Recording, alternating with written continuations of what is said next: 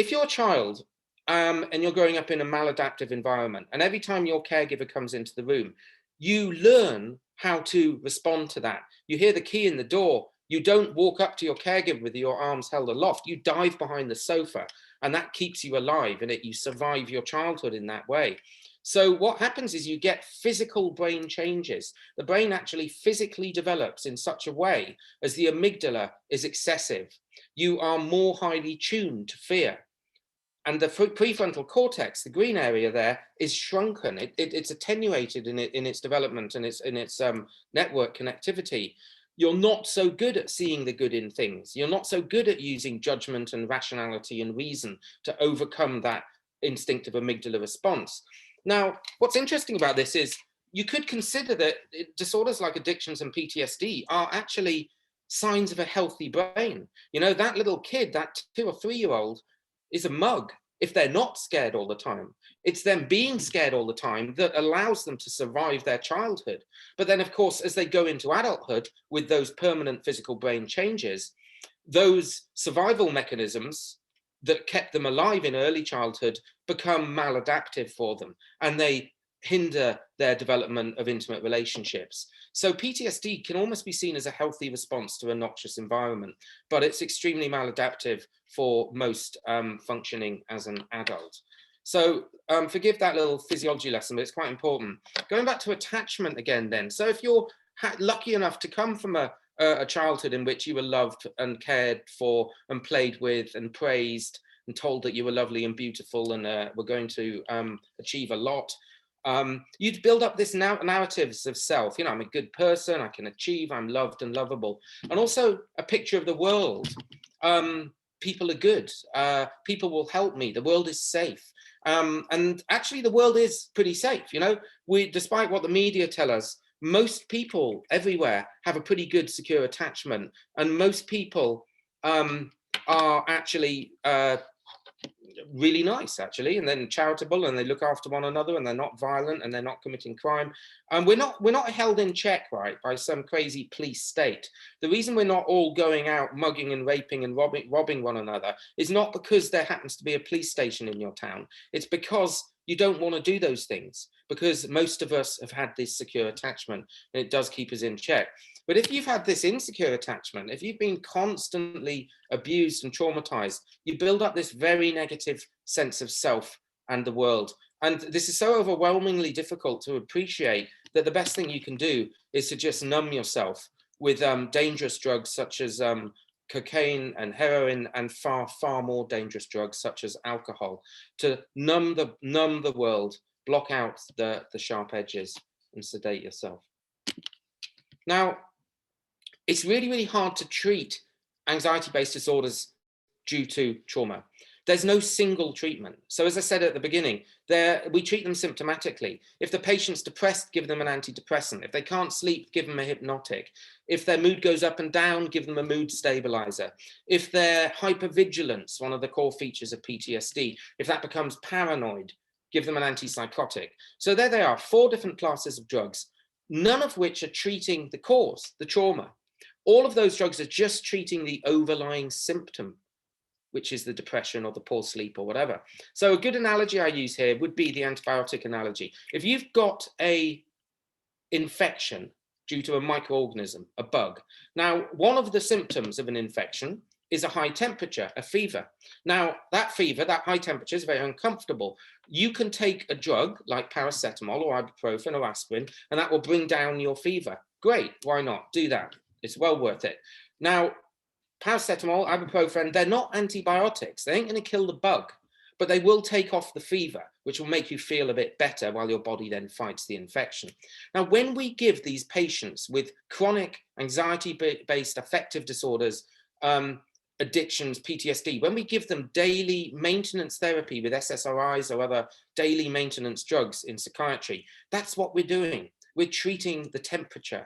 We're not treating the bug, the underlying cause. So as a result, we have what we have here, polypharmacy. Patients take multiple drugs day in, day out for weeks, months, years, decades to manage the symptoms. Another analogy would be like you break your foot, you break your leg, and instead of going to the surgeon and getting your leg, the bone set, you just keep taking morphine for the rest of your life for the pain. That's kind of what we're doing with traditional daily maintenance therapies with medication in psychiatry. So we have polypharmacy and we have polypsychotherapies. Now, so many different psychotherapies: trauma-focused psychotherapy, exposure therapy, CBT, DBT, IPT, CAT, you name it, lots of T's. Now, all of the psychotherapies, and clinical psychologists in the audience may argue with me here, but whatever the model, they do boil down to some pretty basic fundamental principles. And it's really, let's talk about your pain. Let's talk about that childhood rape. And that's okay for about 50% of people, but for a significant half, you just can't go there. You can't even think about the thought of talking about that thing, because by the time you're in your 30s, 40s, 50s, and you've got PTSD or heroin or alcohol addiction or severe affective disorder or phobias, you will do anything but talk about that night when you were 8 years old and your grandfather came into your bedroom. You've become an absolute expert at avoiding that conversation at all costs. So when your therapist sits down with you, you've already got a belly full of SSRIs that you've been on for 10 years, and your therapist sits there and they go, tell me about your rape. You're out the door, back to the vodka, because you just can't go there. So as a result, we have this 50% treatment resistance with high rates of substance misuse and addictions. And none of it's curing the patient. Now, psychedelics have a very rich history in addictions, and I'm going to move on and talk primarily about addictions from here on. In fact, most of the work in the early 60s and late 50s with LSD was for alcoholism. Now, this came about from a very interesting serendipitous realization that so when you've got alcoholism with dependency, when you stop drinking after a couple of days, you develop this really dangerous physiological experience called the delirium tremens, or the DTs. And this is an organic psychosis. It's very frightening. You have hallucinations and delusions, but it's also very physiologically dangerous. You vomit a lot. You have massive metabolic disturbance. You can go into a coma as a result of that. And a significant number of people die if untreated with the DTs. But what's been well known in alcohol treatments is the people that have the DTs, this physiologically dangerous organic psychosis, there seems to be about 5 to 10% of those people who never drink again, because they've been so scared shitless by this terrifying experience that they just don't want to drink. So in the mid-50s, Humphrey Osmond and Abram Hoffer, working in Canada, they heard of this new drug that was coming out of Switzerland called Delicid, LSD 25, and it says on the bottle, induces an organic psychosis, but physiologically safe. So they thought, wow, this is great. Let's scare the willies out of our alcoholic patients, induce a DTs-like organic psychosis, and see if that brings about the sobriety, but we're doing it safely. And they had superb results. And in fact, the patients were not scared. The patients found this to be a wonderful, mystical experience. And they had extremely positive results in terms of abstinence. And they found the greater the mystical experience with LSD, the higher the rates of sobriety. Terry Krebs and her then husband Pal are pictured there. Lovely couple. They did a meta-analysis of the work of the 50s and 60s and found a very strong effect size for all of the LSD alcoholism studies that were done during that time. So this area shows great promise, and this was LSD for alcoholism in the 50s and 60s. Now, here's an interesting fact about alcoholism. That's Bill Wilson, the founder of Alcoholics Anonymous. You probably know Alcoholics Anonymous as this very strict, religious, drug-free organization that very much into total abstinence and no use of any compounds. Well, Bill Richards in the 60s, in the 50s, had about 4 or 5 high-dose LSD experiences, and he absolutely loved it. And he thought that LSD was going to be the next big thing in the AA.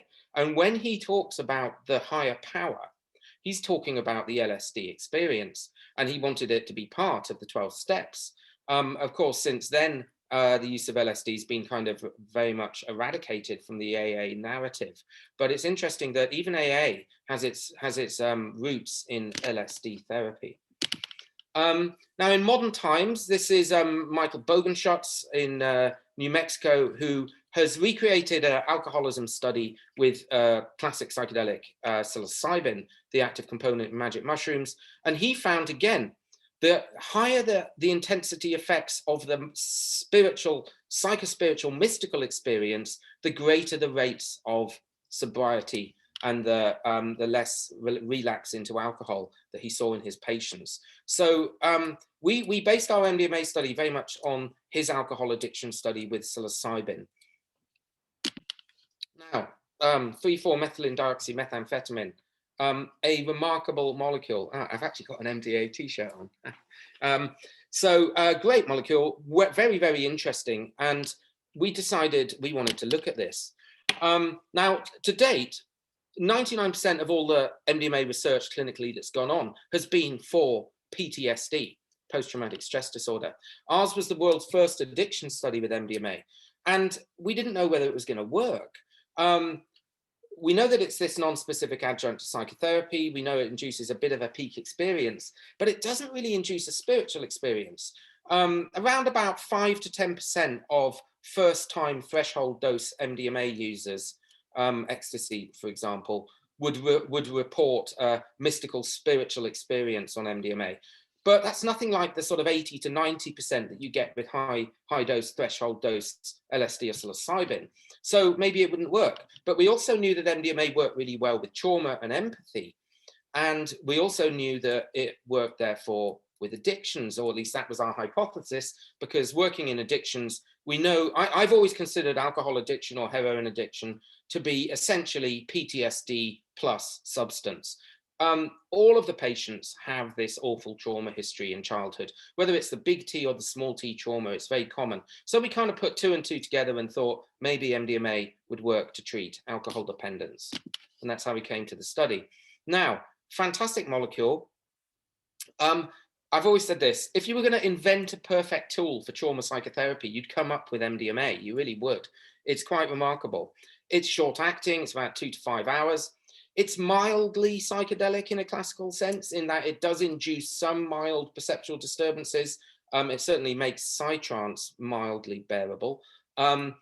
It's almost always pleasurable, almost always pleasurable. This is a really important feature when it comes to clinical deliverability. You don't, if you take ecstasy or MDMA, it either works or it doesn't, but you don't really have a bad trip like you would with, like you could with a classic psychedelic like LSD or psilocybin or DMT. It's kind of works every time as a pleasurable experience if it's going to work at all. There are a few drugs in psychopharmacology like this. The other class of drugs would be the opiates, and I always say to my medical students when I'm teaching them about neuropsychopharmacology, you know, if you don't like heroin, you haven't got a brain. You've got some serious neurological problems if you don't have a positive affect response to high-dose opiates like heroin. So there's a few drugs that have this pleasurable effect, and MDMA is one of those. It's remarkably safe. Now, I've been talking about MDMA for 15 years, and I used to put up all kinds of graphs and tables about holes in the brain and ecstasy users and neurotoxicity. It is staggeringly safe. It's used very, very widely and in very high doses in repeated dosing patterns for many years, and has been for 30 years in this country. And we are just not seeing significant mortality or morbidity rates associated with MDMA use. So it's incredibly safe. I'm happy to answer more questions about safety if people want to ask those. But what it does more than anything else, it's this access to the traumatic memories and the enhancement of empathy. Now, if we look at how MDMA works, most people think, oh, it increases serotonin. I mean, it's far more sophisticated than that. It does have primarily its effects on dopamine and serotonin, but there's a wide range of different subtypes of serotonin. So at the 5-HT, which is 5-HT is serotonin, 5-hydroxytryptamine, the 1A and 1B receptors, that's where you get the kind of ecstasy type effects, the euphoria, reduction in anxiety and depression, reduction in fear. And then at the 5-HT2A receptors, those are the receptors where the classic drugs such as LSD and psilocybin and DMT work. There's a mild effect with MDMA. It's nothing like as strong as the classics. So we're not talking kind of melting faces and dripping walls type effects, but it is enough of a sort of an alteration in meaning, thinking outside the box, a kind of original thinking effect at the 2A receptors. Then you've got this weird paradoxical effect of both stimulation and relaxation at the same time. Now, the amphetamine part of the molecule is resulting in this increased dopamine and noradrenaline response. This is the stimulation, increases your level of arousal and alertness. And then paradoxically, at the same time, you've got this relaxation via the alpha-1 and 2 receptors. And this kind of calms you and takes the edges off the anxiety that goes with painful memory, trauma recall. So anybody who's taken ecstasy might be familiar with this weird sensation of being both speeded up and slowed down at the same time. You're not as speeded up as you would be on amphetamine or cocaine, but there's an element of that with MDMA, but you're also slowed down, you see. So what it does, this puts you into what we call the optimal arousal zone for psychotherapy, which really allows you to engage in the psychotherapy. You're motivated enough to take part, but you've taken the edge off the fearfulness of trauma recall. And then, of course, there's an effect at the hypothalamus, a hormonal effect with the release of this hormone oxytocin. You will know that oxytocin is released from the hypothalamus in the brains of breastfeeding mothers. It's the hormone that engenders a sense of empathy and attachment and bonding.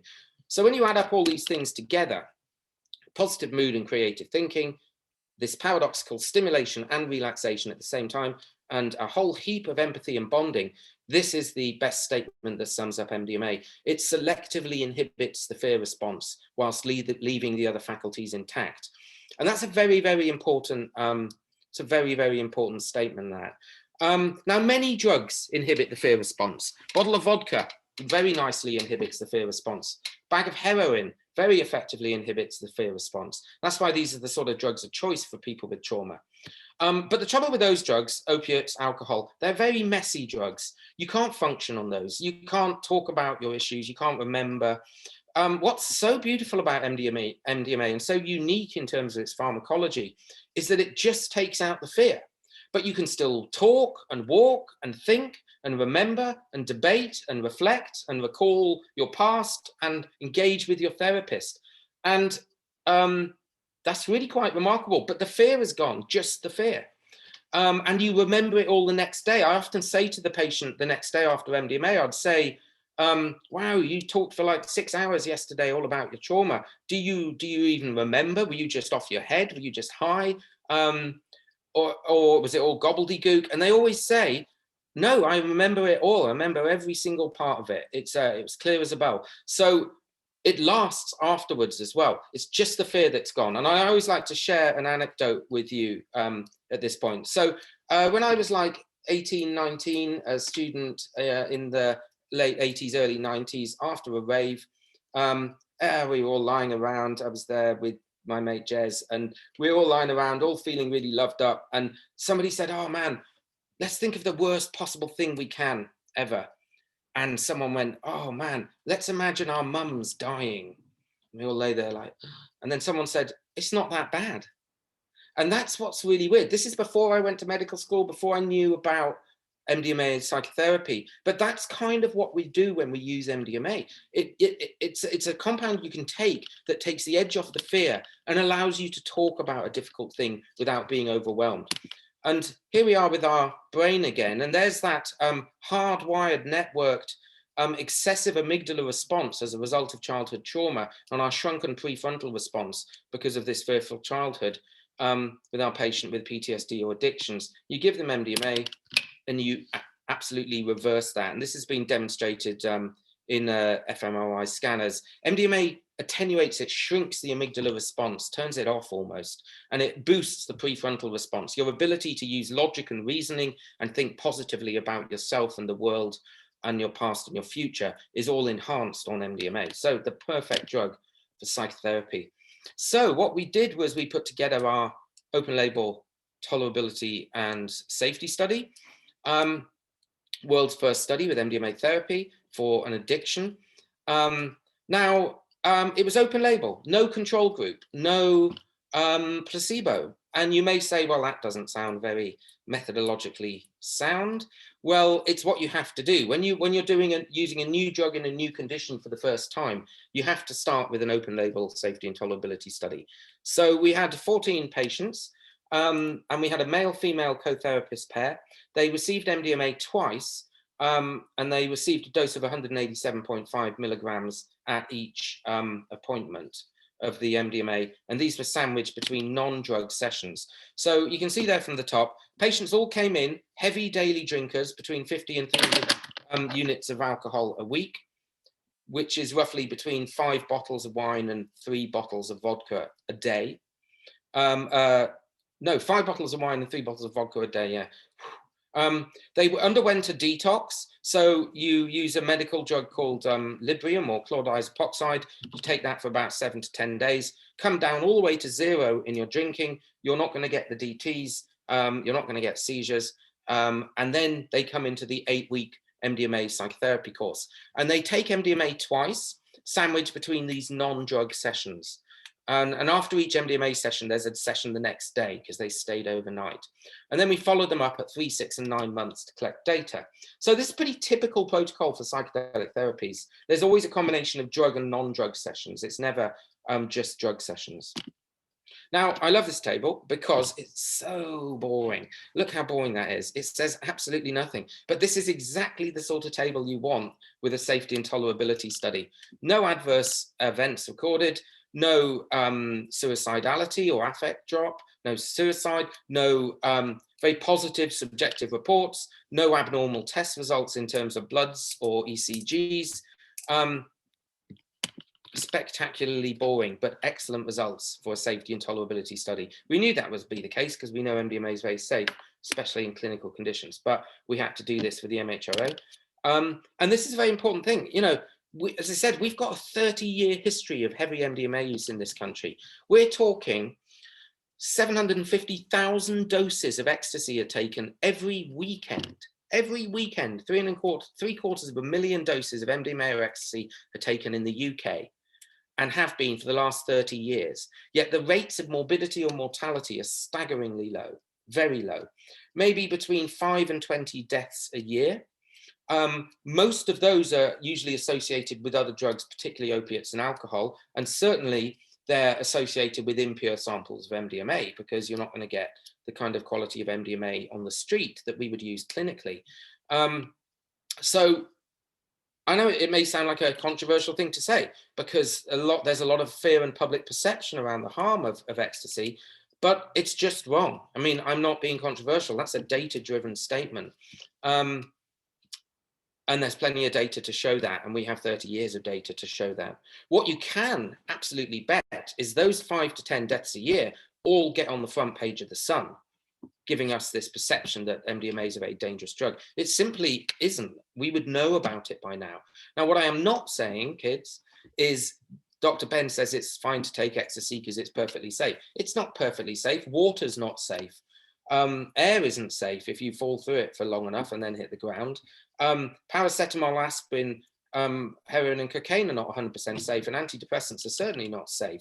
We don't use blunt terms like safe versus dangerous in medicine. We use a risk versus benefit safety analysis, and MDMA is very highly safe under those circumstances. So nothing's 100% safe, but as recreational drugs go, it's very much low down the list.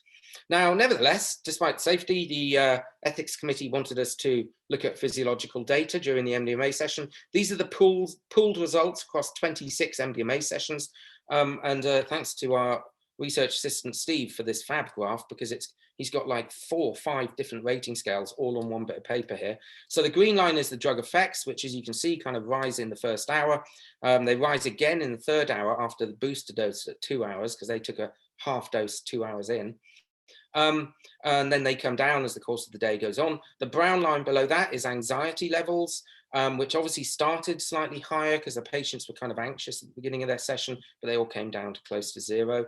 And then we've got the blood pressure, systolic and diastolic there, and then with temperature and heart rate, which all have this very beautiful kind of, it's like a kind of takeoff plateau landing type picture, all staying within normal limits, but going up slightly and plateauing, coming down again. So they were all good. People often ask me this, what about come downs, man? And what about I don't know what ravers are calling it these days, Blue Monday, Black Tuesday, Suicide Wednesday, this kind of anecdotal report of affect drop post ecstasy. So we thought we'd look at that.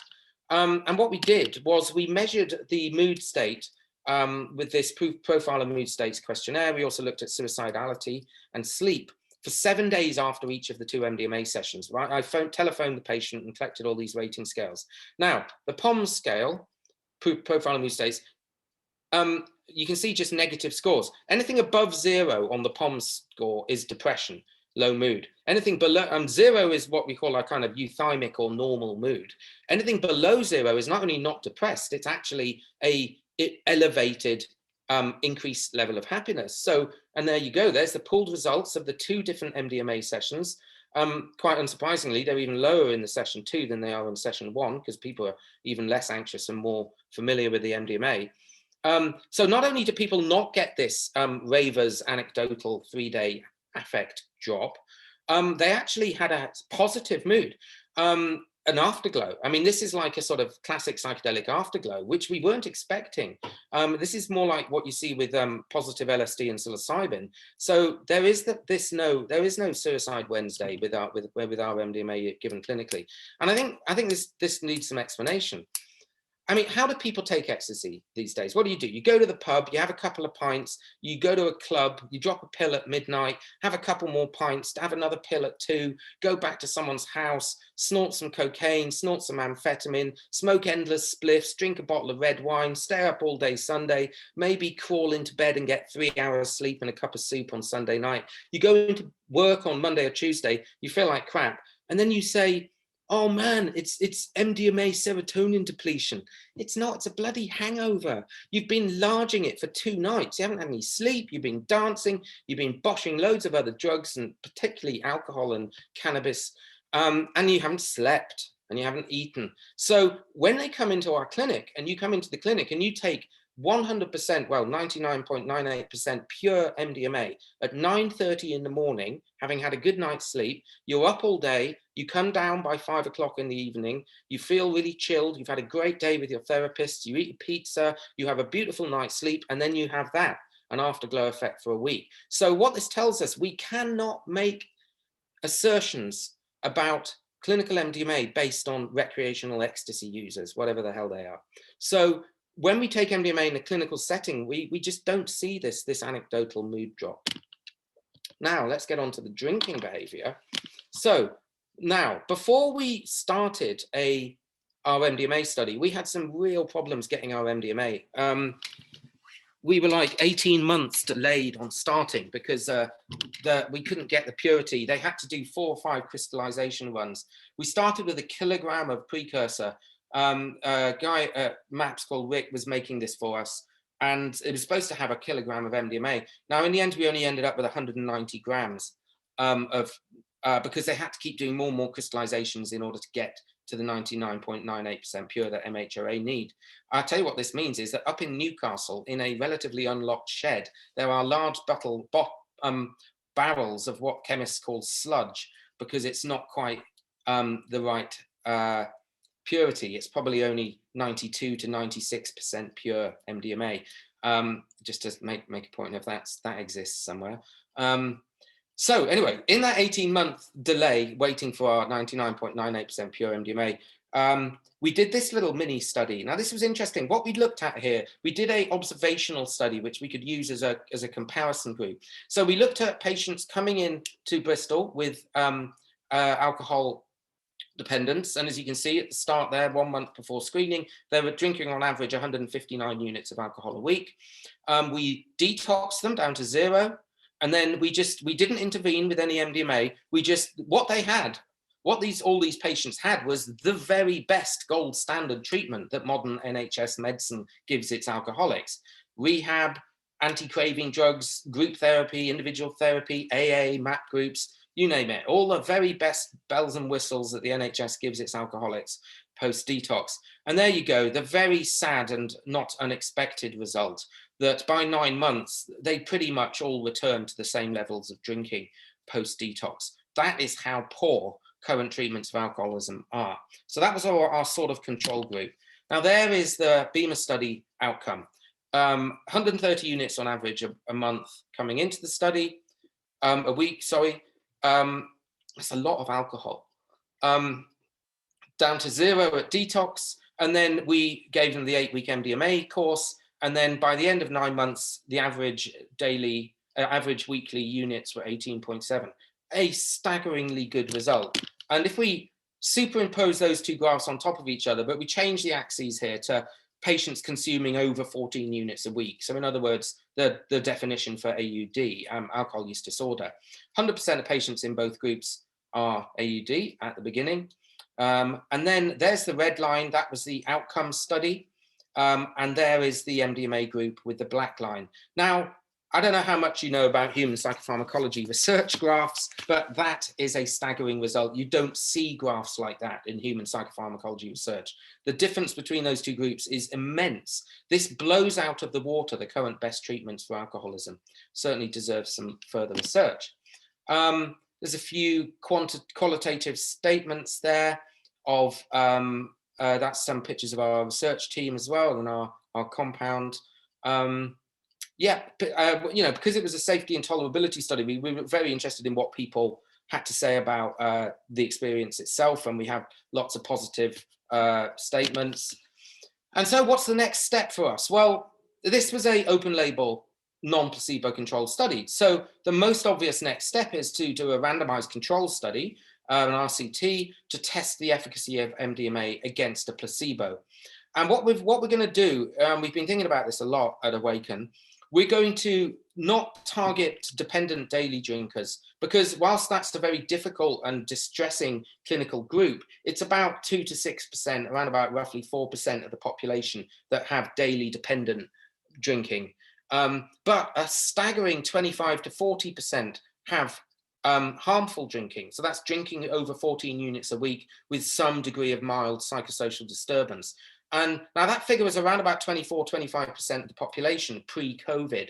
Post-COVID, it's probably upwards of 30 to 40% of the population are now drinking harmfully. So we're going to do a randomized control study with MDMA-assisted psychotherapy to look at whether or not MDMA is useful at treating this group.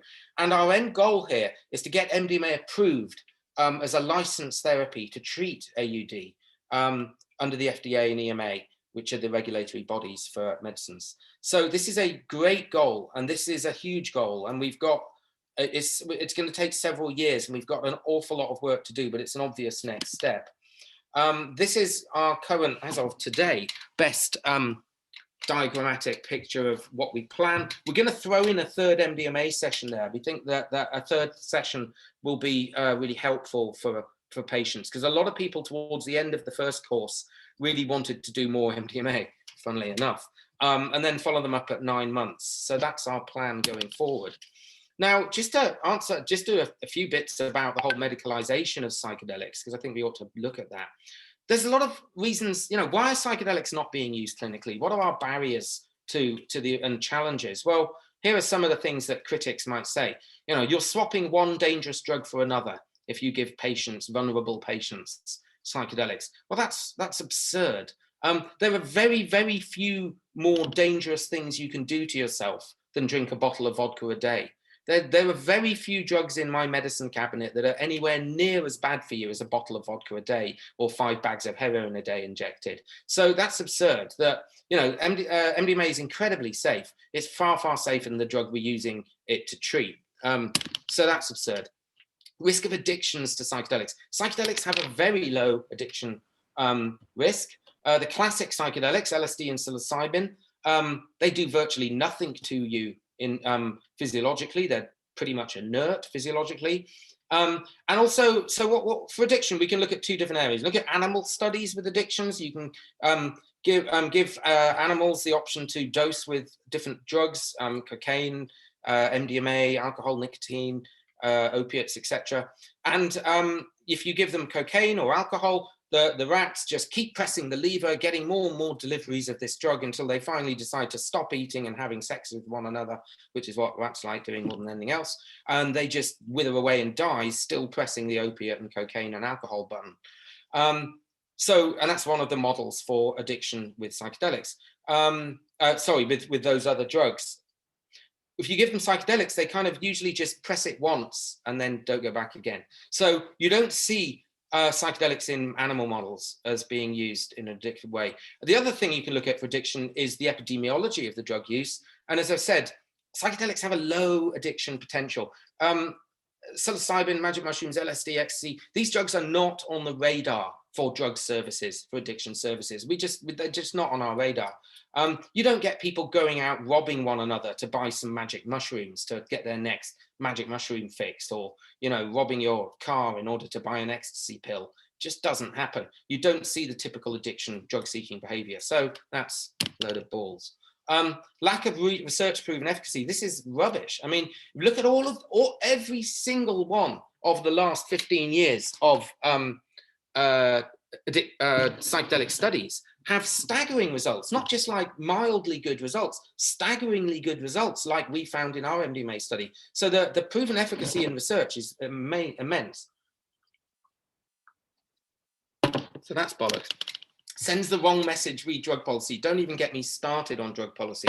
The other thing that I've been doing for the last 15 years, that I've been working with David, we have lobbied successive generations of Home Secretaries with endless reams of data about tackling the ridiculously dangerous, unpoliceable, unethical, immoral drug prohibition policy, which successive Home Secretaries have blood on their hands for the deaths of young people and the creation of crime, the creation of the mafia. We've just got a problem that need not exist. The drug problem is a drug problem because we call it a drug problem. We could just regulate and manage the drug problem with the stroke of a pen, empty the prisons and save billions of pounds a year and make billions of pounds in managing drugs as a perfectly reasonable, adult, normalized recreational pursuit like horse riding, scuba diving, or rock climbing, or any of those other things that are dangerous. So yeah, it doesn't send the wrong message, it sends the correct message, which is called the evidence-based, data-driven truth. Costly and difficult. Yes, very costly and difficult. Why is it costly and difficult? Because 99% of all human psychopharmacology research is sponsored by the pharmaceutical industry, and they put millions, $100 million roughly to get a drug from the chemist's laboratory bench to the doctor's prescription pad, around about $75 to $100 million. And that's a lot of money of R&D to put in, and you want to reap it back. So you bloody well want your patients to be taking this tablet every single day in, day out for the next 20 years. Who's going to pay for psychedelic research? You only have to take it twice and you're cured. Twice. No, and also these things, nobody owns MDMA or psilocybin or cannabis, or I think even ketamine's generic, isn't it? So these are generic drugs. So no one's going to put in the millions to do this research because the drug pharmacy companies are not interested. So it's really hard to fund psychedelic research, which is why it's been so slow. Erroneous and stigmatizing public perception about the risks of psychedelics. Absolutely. I mean, I'm staggered by the very, very misinformed and erroneous perception. Even intelligent people. What did I do? Let me share another anecdote. I was presenting at a conference at the Royal College of Psychiatrists about 12 years ago on LSD. I wasn't presenting on LSD. I was presenting about LSD. And I was talking about its safety and efficacy. And at the end of the talk, in the Q&A, consultant stood up, stuck his hand up, very experienced senior emergency department A&E consultant. And he said, Dr. Sessa, I'm staggered to see you talking about LSD. He said, I had a patient come into my ER department last week, having taken 17 tabs of LSD, and he was doing naked somersaults in the waiting room. And I was like, right. And he said, I'm appalled to hear you talking about this as though it's safe. And I said, right, okay, so he was doing naked somersaults. I said, what happened? Did he need to be admitted? And the doctor said, no, his friends came and took him home. And I said, and was there any follow-up? And the doctor said, yeah, the psychiatric crisis team rang him a week later and he was completely fine. And I said, right, so you're telling me that it's wrong of me to talk about the benefits or the positivity of LSD. And the example you're giving me as to why this is so bad is a patient of yours who took 17 times the recommended dose of this compound, and his only pathology was naked somersaults. Now, if this person had taken 17 grams of cocaine, or let's face it, 17 bottles of wine, he'd be dead or in ITU. So yet, and here is an erudite, experienced senior doctor with that kind of attitude. So this is kind of what we're up against. And the only way to deal with this is with data. The data speaks for itself. So yeah, I've been doing this a long time. I got into MDMA in the early 90s when I was DJing and in bands, and I still DJ today. Get involved, kids. I want to do a shameless plug for my book because it's so frustrating. Just hear it everywhere, the psychedelic renaissance. Everyone's calling their talks the psychedelic renaissance. This was the name of my book about 12 years ago that I first published this book. So when you hear people talking about the psychedelic renaissance, please can you remind them to buy my book? Also, the other thing about this psychedelic renaissance business is people talk about the psychedelic 60s as if that was this psychedelic time. Man, we are way more psychedelic now than we were back then. Way more, both in terms of recreational use. The level of research has now eclipsed the work done in the 60s. The psychedelic societies, like this wonderful one in York, you know, the network and connectivity of psychedelic users and clinical psychedelics has far surpassed anything in the 60s. So I hope we're going to look back at these times as the psychedelic times rather than the 60s, because we're way beyond that now. So in the last 10 years, 15 years now, God, this slide is old. I've taken part in all of these studies with MDMA and psilocybin and DMT and ketamine and LSD. And it's a real pleasure. And I've been both a healthy test subject and also administering compounds to other patients, usually IV. I mean, sadly, look, lots and lots of middle-class white men. We need to massively increase the diversity in this field, as in all parts of society, but psychedelics is not immune to that. So we need to push forward with that. And so what we're doing, I am about to open the UK's first psychedelic clinic. And it's going to be the first of many, and we have clinics up and down the land planned.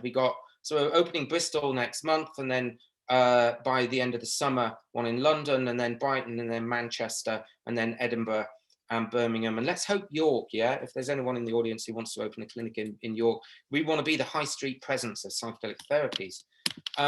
We have the most sterling scientific advisory team. David is chairing that, and there's myself and Matt Johnson from Johns Hopkins, Michael and Annie Mithofer, who are the pioneers of MDMA therapy, and Celia Morgan, who is the leading ketamine psychotherapy researcher in the country. And we're going to be doing these 3 different things there. We're going to be doing psychedelic clinics, starting with ketamine clinics.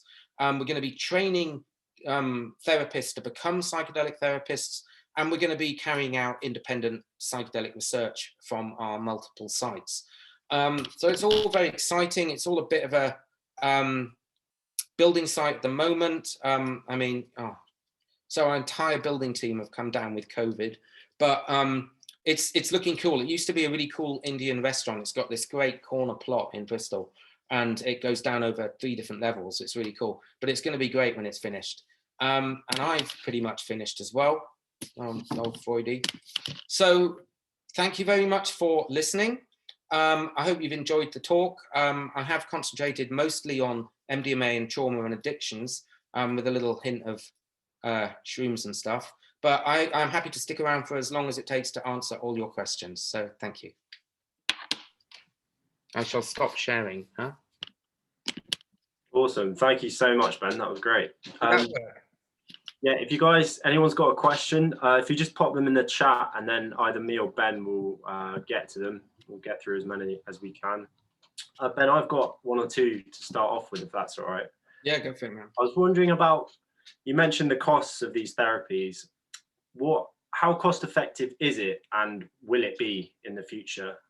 Okay, that's such a good question. The health economics of psychedelic medicine. It's a good point. Now, it's expensive, you know. Doing good psychotherapy has always been expensive. This isn't novel to psychedelics. This is just how things are in modern psychiatry. It's, you know, what's the cost of a course of Prozac? About £2.80 for a month of Prozac? Nothing.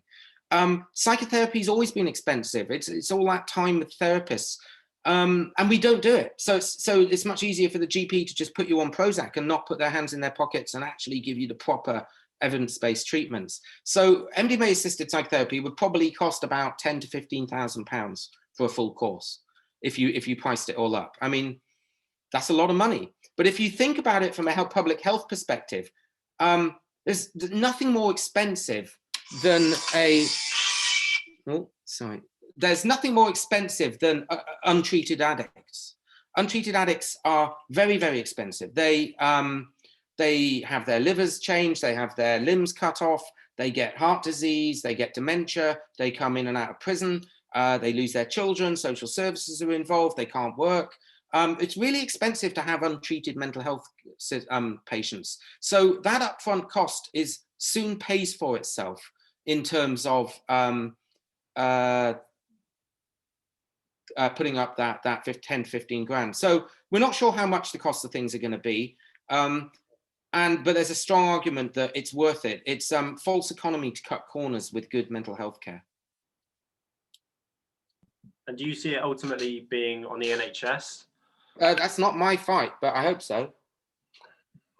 You know, I'm a socialist. I love the NHS. There's nothing I want more than for the NHS to fund this. But the NHS is very slow at dealing with what it funds and what it doesn't fund. It might take 10 years before the NHS funds psychedelic therapies. But someone's got to pay for it. And now I don't care who pays the bill. I don't care if it's the NHS, NICE, the CCG, the GP, Bupa, AXA, or a rich patient. But it's going to have to cost to put the patient through this treatment. And I would love for it to be on the NHS. And as soon as it can, it will be on the NHS. And we need to keep lobbying the NHS. What I'm not going to do, because often people may be critical of this, that we're opening a private service. What I'm not going to do is not open the service because I'm waiting for the NHS to pull its finger out. It might be 15 years before the NHS pays. We're going to provide the platform so people can get this treatment. And we'll work creatively with insurance companies and we'll lobby the NHS. We can provide safety and efficacy data to the NHS, but we want to get ahead and get these clinics open, and someone's got to pay. I've had a question about spirituality and ceremony and the roles that they play in some settings, and whether you try and replicate that in a clinical setting. Well, I mean, ceremony can be interpreted in so many ways. You know, a rave is a spiritual ceremony. You've got your kind of guru DJ at the front there, and this flock below them, and you've got the pounding rhythmic trance-like bass, and you have this group communal cohesion. So there's all sorts of different ways of interpreting ceremony. I'm not an expert in ceremonial plant medicine use. I'm much more clinically orientated than that. But the concept of plant medicine and ceremonies to induce and enhance that psychospiritual effect is a very powerful tool. I've had a couple of questions as well about how students or clinicians will get involved in either research or the training that you're hoping to put on at Awakn. Okay, so at Awakn, we're going to have two different forms of training. We're going to have online module training. So these will be a series of lectures that you can sign up for and complete and then get a certificate. And they're going to be good for clinicians, students, trainee doctors, people who want to collect CPD points for their annual portfolios, people who are just interested, and anyone can do that first part of the training. Then there's a second part of the training, which will only be for clinicians. So you have to already be a registered clinician. You have to be a doctor, a nurse, a psychotherapist, a counselor, an occupational therapist, a social worker. Somebody's working under a regulatory body, and that will include all the modules plus a 10-day face-to-face lecture style training course. And then you'll be set up and ready to go as a psychedelic therapist. But what we got to be careful is it has to be for clinicians already. You can't come along and do psychedelic therapy, a 3-week psychedelic therapy training course, and then call yourself a clinician if you're not already a clinician. That would be very dangerous. I think the way I think of it is psychedelic therapy is a specialist form of psychotherapy. So just like you couldn't go to a 3-week course on being a brain surgeon and call yourself a brain surgeon, you could already be a brain surgeon, then you do a 3-week course in some specialized form of brain surgery, yeah. But we have to be clear that we can't turn non-clinicians into clinicians with our training. So all details of the training will be coming out in the next few months. Someone's asked, if you're aware of any potential synergies between existing therapies and the integration period after the MDMA sessions. I'm not quite sure I fully understand the question, but integration, the concept of integration, so this is doing psychotherapeutic work outside of the drug session, is absolutely crucial. You know, often the drug sessions themselves are relatively low in terms of talk therapy or psychotherapy. The patient is encouraged to spend most of that 6 to 8 hour session inside with the drug. So they wear eye shades and headphones, and they're just still on the bed, and they're having the drug experience. There's some talk therapy towards the end of the day as they come down, but most of the psychotherapeutic work takes place in the sessions before and after the drug session. So that's what we call integration. And that's where you make sense of the material that emerged in the drug session, and you use that to integrate into your everyday life and actually make meaningful lifestyle changes, because that's what it's all about. It's not just about enlightening people, it's about improving people's lives. I often say that to patients, you know, when I'm in a patient with psychotherapy, I'll say, look, I'm not going to sit here and see you for the next 6 months just so you feel more enlightened. We want some meaningful, functional goals: getting back to work, getting your kids back, getting back with your partner, being healthy, getting out and about, having a job, you know. So I think all medicine needs to focus on the functional aspects rather than just the cognitive changes. You've spoken a bit about current drug policy, which you're not a big fan of. What, if you were to sort of become king for the day and create a roadmap towards better policy, what would that entail? Oh, well, it's pretty easy. Prohibition patently does not work. It's the most terrible piece of psychosocial legislation that you could possibly imagine. I mean, what's weird about drug prohibition, right, is when I started working in drug policy reform 20 years ago, that word prohibition was only ever used in reference to the 1920s alcohol prohibition, which everybody laughs at as a, you know, laughable folly that should never have happened. It just created the mafia, caused crime, and caused a lot of death and destruction. Didn't stop people drinking. But, you know, what exactly have we been doing since 1971? But prohibition on a massive global scale against all these other compounds. It's no more effective than it was in the 20s against alcohol. It's much, much worse. It hasn't gone away.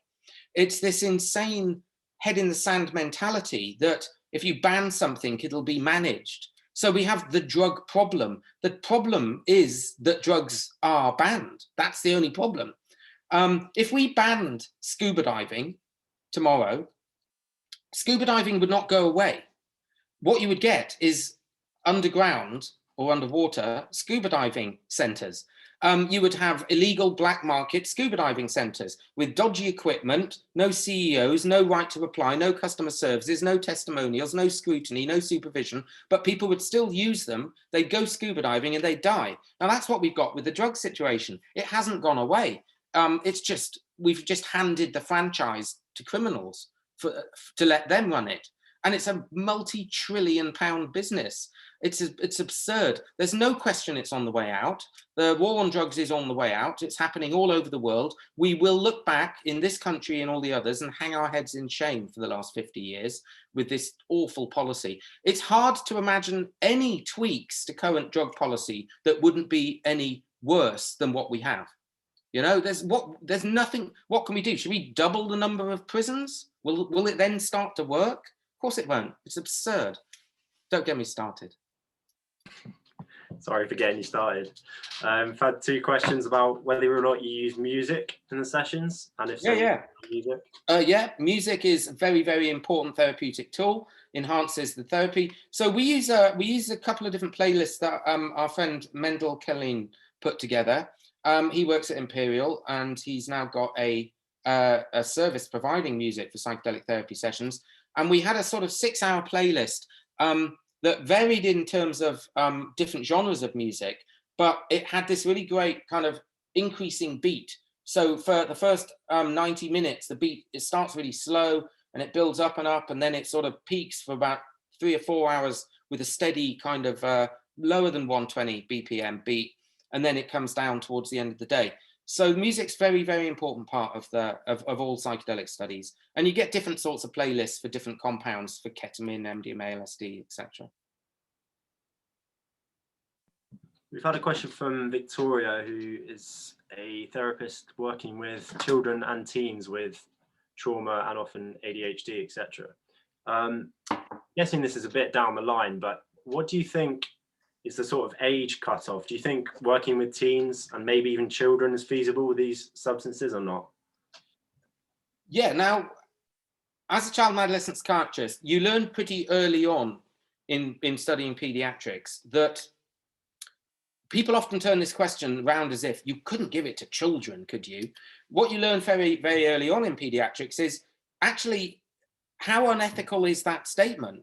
Well, we'll give it to adults, but the child isn't going to get this safe and efficacious treatment. That's outrageous. You can't withhold a safe and efficacious treatment from a child just because they're a child. How unethical is that? So if it's safe, if it's efficacious and it works, why wouldn't you give it to children? That would be bizarre. You don't withhold cardiac drugs or renal drugs from children just because they're children and let them die. So why would you do that with psychiatric drugs? Now, I say that, but there's a lot of caveats to that. There's a lot of issues around, well, actually, there aren't that many caveats because you shouldn't give any drug to any patient if there's an alternative. You should always have pharmacy as a second line after talk therapy in all mental health cases for all adults. And that goes for psychedelics and all pharmacy. So the same principles apply. You use the lowest possible dose for the shortest possible amount of time with close and careful monitoring. And if at all possible, you don't use drugs at all. And so when you apply all those principles to pediatric prescribing, there's no reason why there wouldn't be a place for psychedelics. I have sadly seen too many teenagers lose the battle to trauma and kill themselves between the ages of 11 and 17.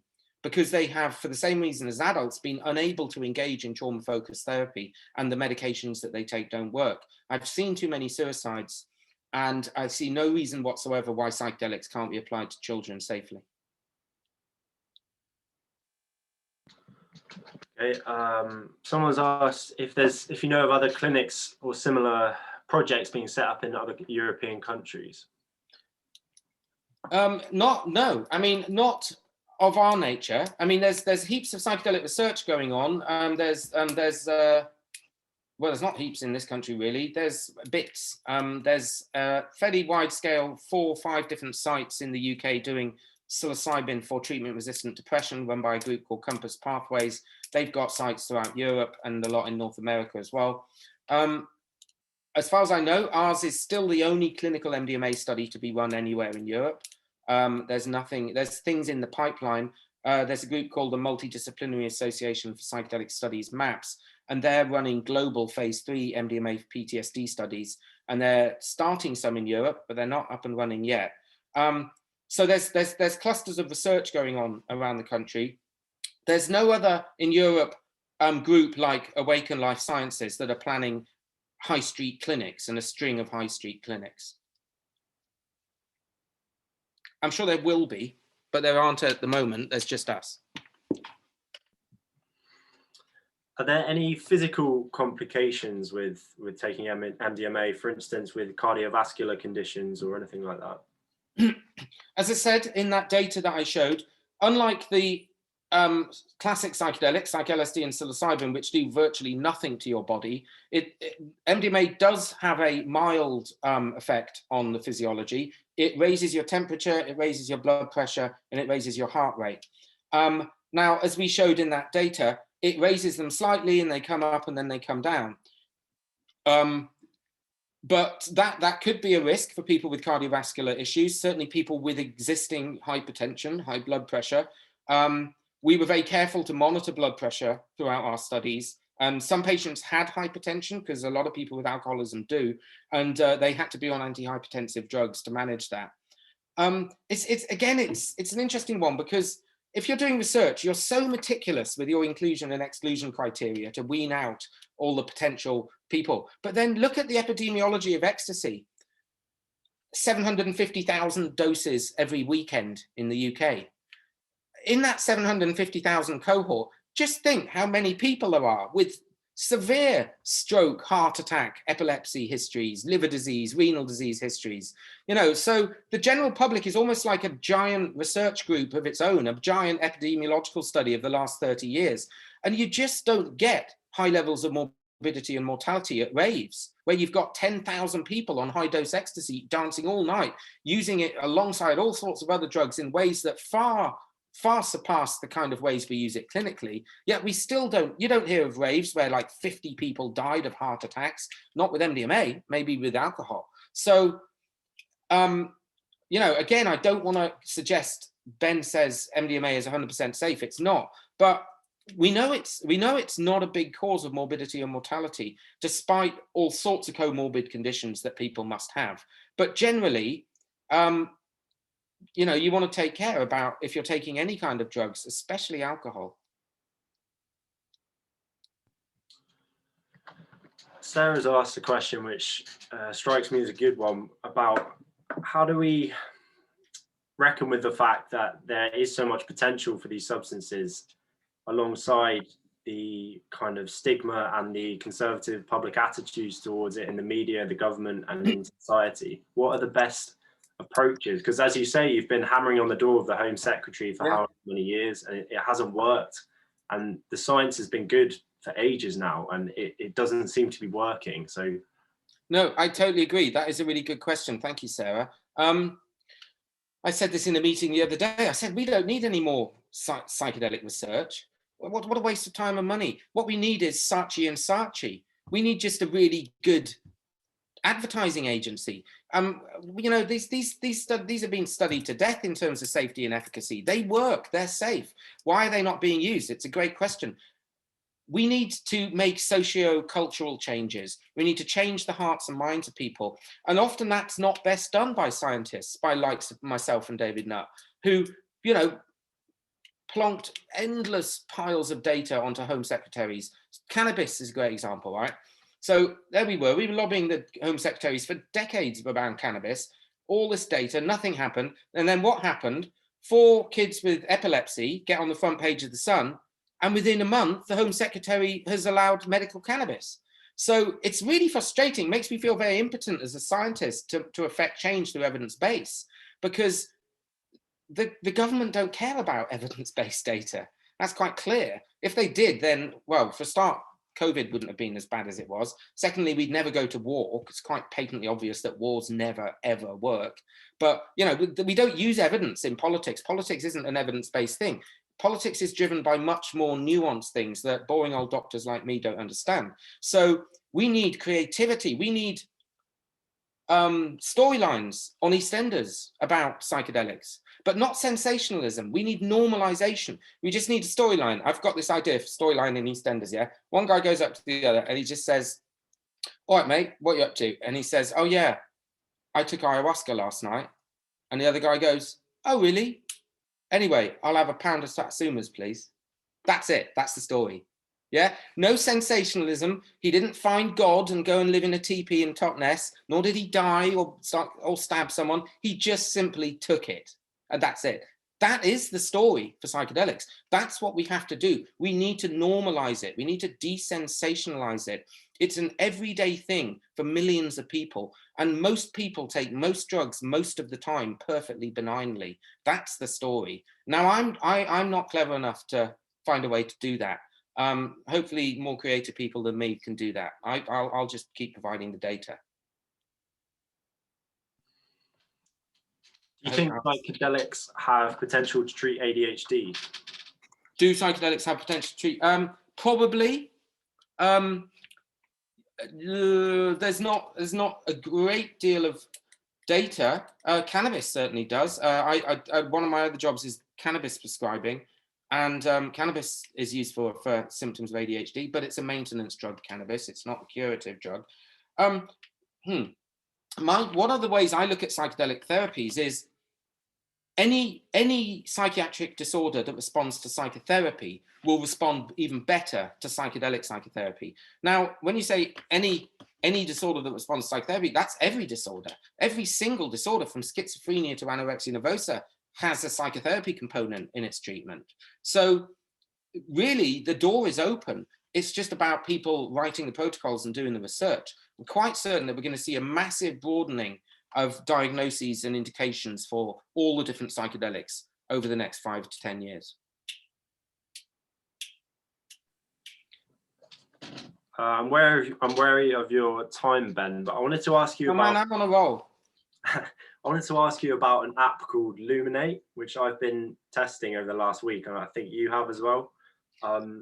These are some really, really interesting guys from Bristol, actually, just down the road from where I am, who've developed this light machine that flashes, and it sort of it matches your EEG electrical activity and puts you into a weird psychedelic trance state. And they've just developed into a phone app, and it's really cool. And you stare at this, and it's just a white light. It uses your phone torch, really set bright, and it flashes.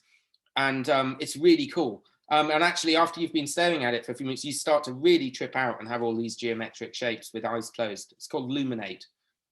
Check them out, because they're a small startup. And yeah, I'd like to talk to them about one day maybe using them in terms of integration post-psychedelic therapies.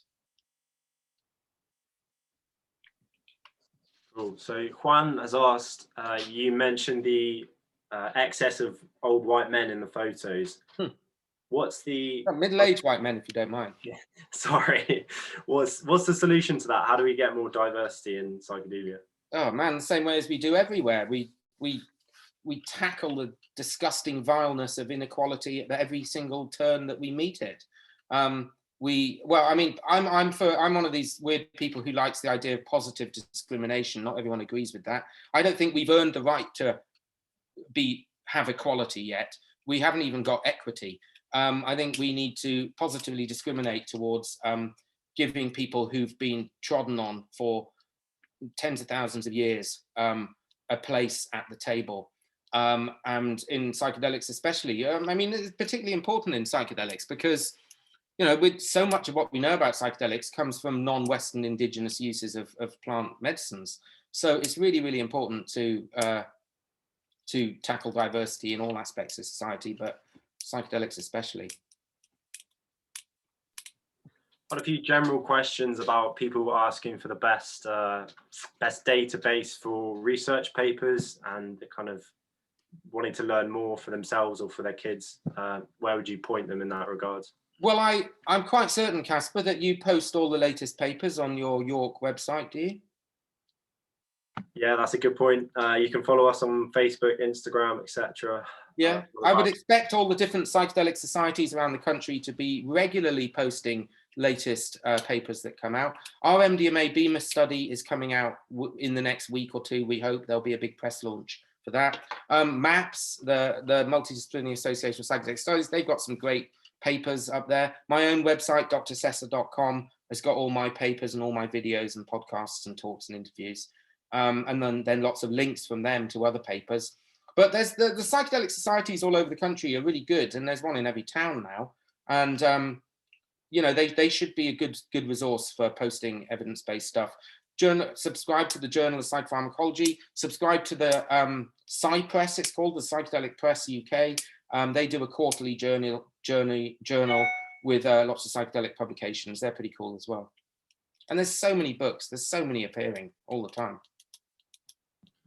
And that seems like a good opportunity to direct people. How can they get in touch or follow your work, your website, your books, social media? Well, our clinic is at awakenlifesciences.com, but that's AWAKN without an E, Awakn Life Sciences. If you just put in Awakn Psychedelic Clinics, it should come up. We're kind of updating things all the time in terms of the website. We're getting closer and closer to our launch next month. So you can get me there. My own website, like I said, drsessa.com, has got all of the resources of all the stuff I've been involved in. Oh yeah, Breaking Convention. So I was part of the founding group of a conference called Breaking Convention, which is Europe's largest psychedelic conference, meets every 2 years, due to meet this year. I think there's still not quite decided as to whether it's going to be online or real life. It's so frustrating, man. All those festivals and conferences, you know, since lockdown last year, I was supposed to be in San Francisco twice, Calgary, Melbourne, Lisbon, Nordic countries, Amsterdam, everything cancelled, everything on Zoom. In fact, Casper, when you first emailed me, I was supposed to be coming up to York, wasn't I? So it's all online and Zoom, which is really frustrating, but that's how we are. But yeah, there's a lot of psychedelic conferences on, and a lot of nice little niche festivals as well that have a very strong psychedelic feel, like Noisily and Anthropos. So they're worth looking at. Fantastic. Well, thank you so much, Ben. It's been epic. Are we done? I see there's like 99 plus things in the chat. Shall I answer them all? Yeah, you could. There's been good idea. Yeah. I mean, to be honest, I think you've actually answered most of them. I should have got to most of them. You sure there's no other questions? I mean, I'm happy to ask if anyone wants to ask a face-to-face question and come off their mic. I'm very happy to answer any questions if anyone has any. Yeah, we could do that. We could end the formal talk now, and then if people still have questions, then they can just unmute themselves. I think you're going to have to moderate it, or you might get lots of people unmuting at the same time. But yeah, we'll give it a go. Yeah, I have a question. Go for it. I was wondering what you think is the role of, or is going to be the role of private businesses in the psychedelic market, sort of where entrepreneurs are going to come into this, because it seems mostly to be very only have big organizations doing it right now, but I'm guessing over the next couple of decades it's going to get more and more startup based as well. So I was wondering what you think about that. Yeah, I mean, you know, I'm all for free enterprise and small businesses. Healthcare is expensive. Psychopharmacology research is expensive. It's cheap. It's not cheap to do this. You know, if you were going to do a little tiny study, if you wanted to do a study to give 8 people paracetamol, it would cost you probably £100,000 and take 3 years. You know, it's really expensive to do pharmacology research, not just with psychedelics. So I'm all for small businesses, but I think you've got to be well funded and have good investment. And there's a lot of people who are criticizing the investment that's going on in the psychedelic community now. I'm not critical because I was talking to Robin Carhart-Harris about this the other day, and we were laughing about it. And we were saying, look, we're in no position to moan. We spent the last 10, 15 years complaining that there's no money around for psychedelics and no one wants to do it. And now you've got all these people throwing millions at it. You know, we're not going to say no. This is what we wanted. Now, who knows what's going to happen as it moves forward? And I can really understand the concerns of some people that we don't want this to be like the current pharma industry. I don't think it is going to be like that. This is such a radical new way of doing medicine. It's not about daily maintenance therapy. It's very much based around psychotherapy, and the drugs are the minimal part. So I do think that it's going to be different. I don't think we need to be too sort of stuck in conspiracy theories that the psychedelic industry is going to be like the existing psychopharmacy industry. I don't think it's going to be like that. So yeah, I'm all for small startups and novel approaches. And there's plenty of room in the space. And I think that's a really important thing for young people just to know. When I started doing psychedelics 15 years ago, and I was at Oxford in my postgrad, and I remember my tutor took me aside and he said to me, Ben, why are you getting involved in these crazy hippies? Why don't you study something good like SSRIs or antipsychotics? You know, you don't want to, it's going to be career suicide for you. Well, far from career suicide. It's been the most fabulous career. This is not some crazy fringe subject, you know. This is not just a bunch of weirdos from California. This is cutting edge neuroscience.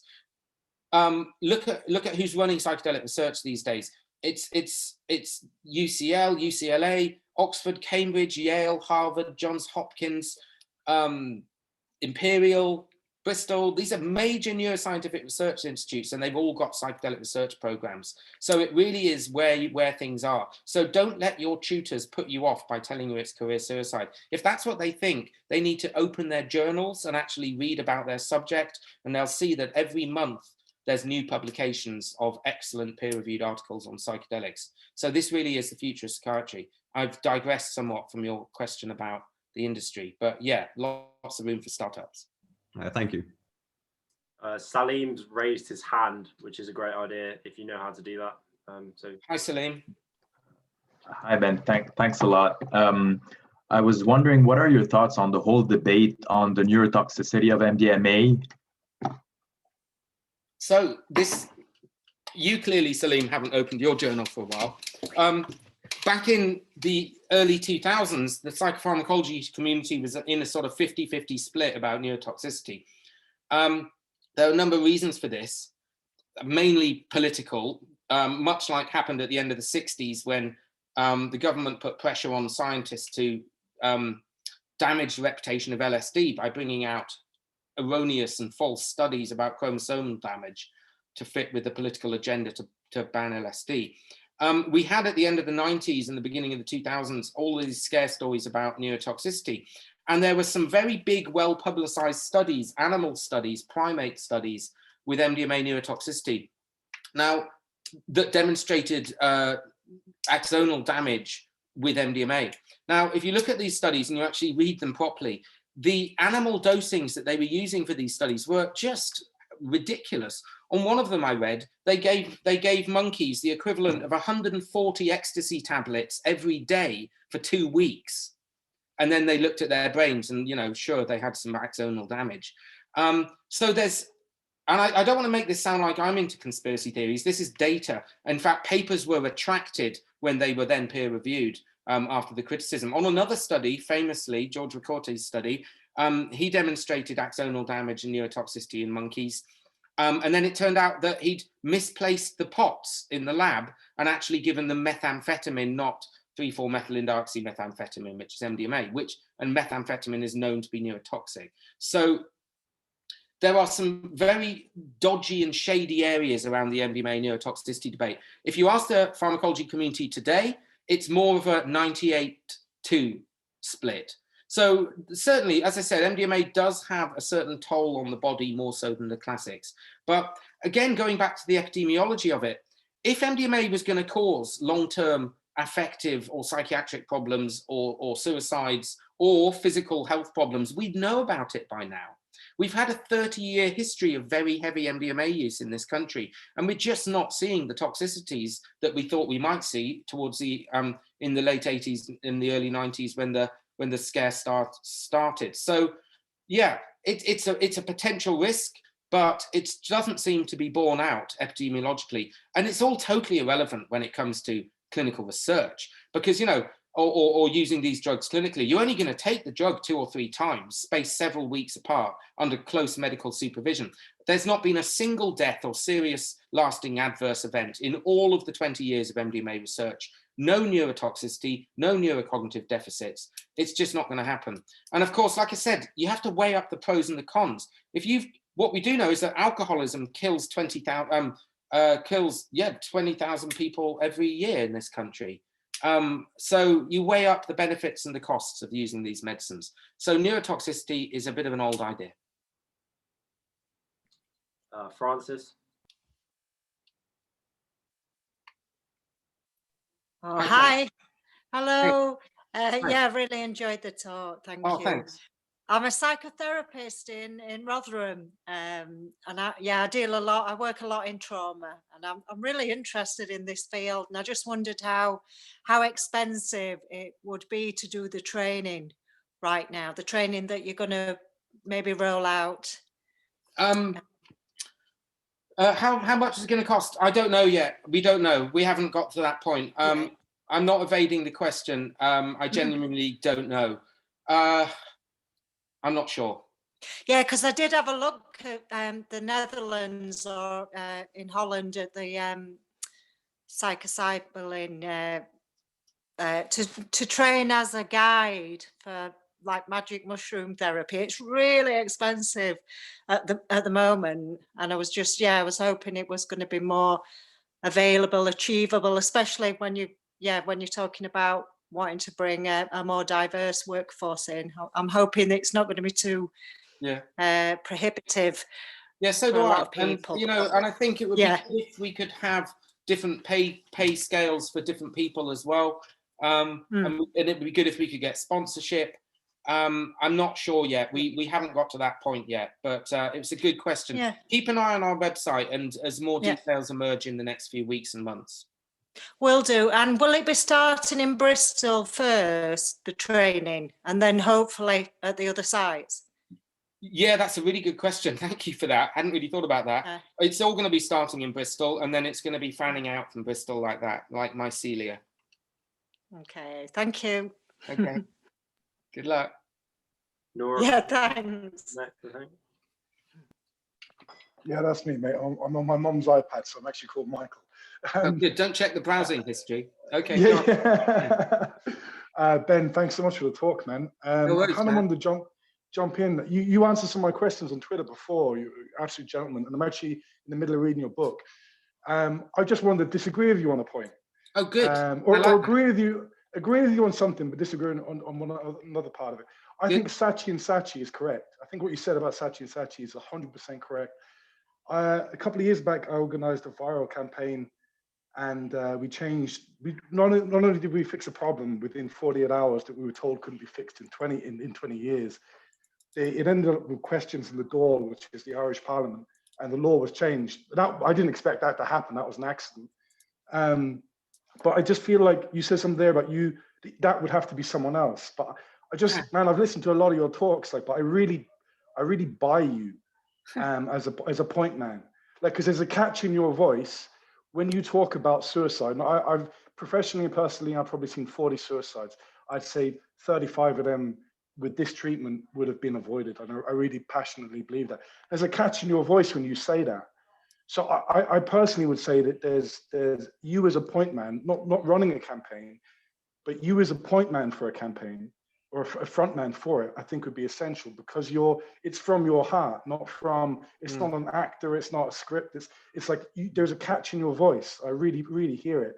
I've heard it a couple of different times, but it's very easy politicians are so easy to manipulate, man. It's always about shame. It's always about shame with politicians. If you can shame them, and you can generate a wave of 100,000 signatures on the back of it, you could change the conversation within a month. So that's thank you for those very kind words. And I do what I do because my love for this is rooted in my love for my patients, and I work for my patients. They are my boss, and everything I do is centered around their well-being and their bettering. And my main therapeutic tool is my compassion and my science. But I agree with everything you've said, except, the way to do this is to shame politicians. I don't do shame. I don't experience shame or guilt, and I would never use those as tools. So if that's the language that is required to make political change, I don't think I am the man for the job. I am passionately involved in this and will be until my dying days. And I will just keep pushing in every way I can. I think we need to attack it from all angles. I think the point is there's no single message. No amount of data is going to convince Priti Patel.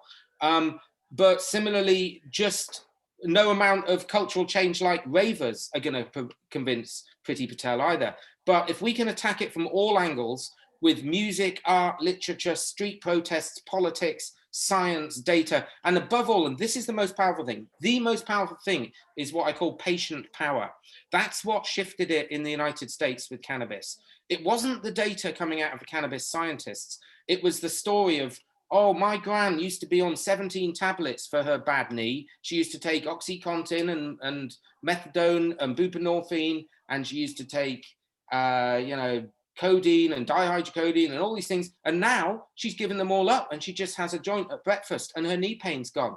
And it was those personal stories of patient power that pushed this agenda. That's what we need to do. We need to get more and more people who've used these compounds safely and effectively to actually be rapping on the door of their MPs and just saying, what else have you got in that banned medicine cabinet of yours that you're not telling us? Because it's patients that are going to push it. And it's sad that politicians are not really swayed by evidence-based. They should be, but also the other thing, this is an interesting part that maybe you would criticize me for, but you have to play the game. You have to play the game to affect change in culture. Now, you should be able to walk up to 10 Downing Street with loads of dreads and a rainbow t-shirt and a spliff hanging out your mouth and knock on the door of who's it at the moment, Boris, whatever he is, I don't really do politics, and say, look, I want to talk to you about this. You're not going to get through the door if you look like that. But if you cut your hair and you wear a tie and you wear a white coat and you carry a clipboard, you might at least get a foot in the door. Now, some people would argue with me that I'm being very disingenuous, or I lack personal credibility, or to sort of say that, and you shouldn't have to play the game, but you do. And I think this is what one of my lifelong work with psychedelics is, to find the right language for this. Yeah, some people might hate me for this. The hippies, right, have had 50 bloody years to do this. I don't really like the cognitive liberty argument. It's my right to get high. It's my brain. Great argument. I mean, personally, I think it's a very strong argument. Absolutely. But that doesn't mean a thing to politicians. The concept of it's my right to get high will not get you near policy change. You actually have to use a different language. You have to talk about safety and economics, and you have to use data, and then you might be listened to. So whilst there's a certain sense of loss of integrity in what I'm saying, at the same time, you've got to be shrewd. If we're going to get this message across, we need to use the tools that they use. And it's not data, it's cultural change. So I do think it's possible, and it is happening. The other thing, Rick Doblin always says this, that the tip is going to come very suddenly when it comes.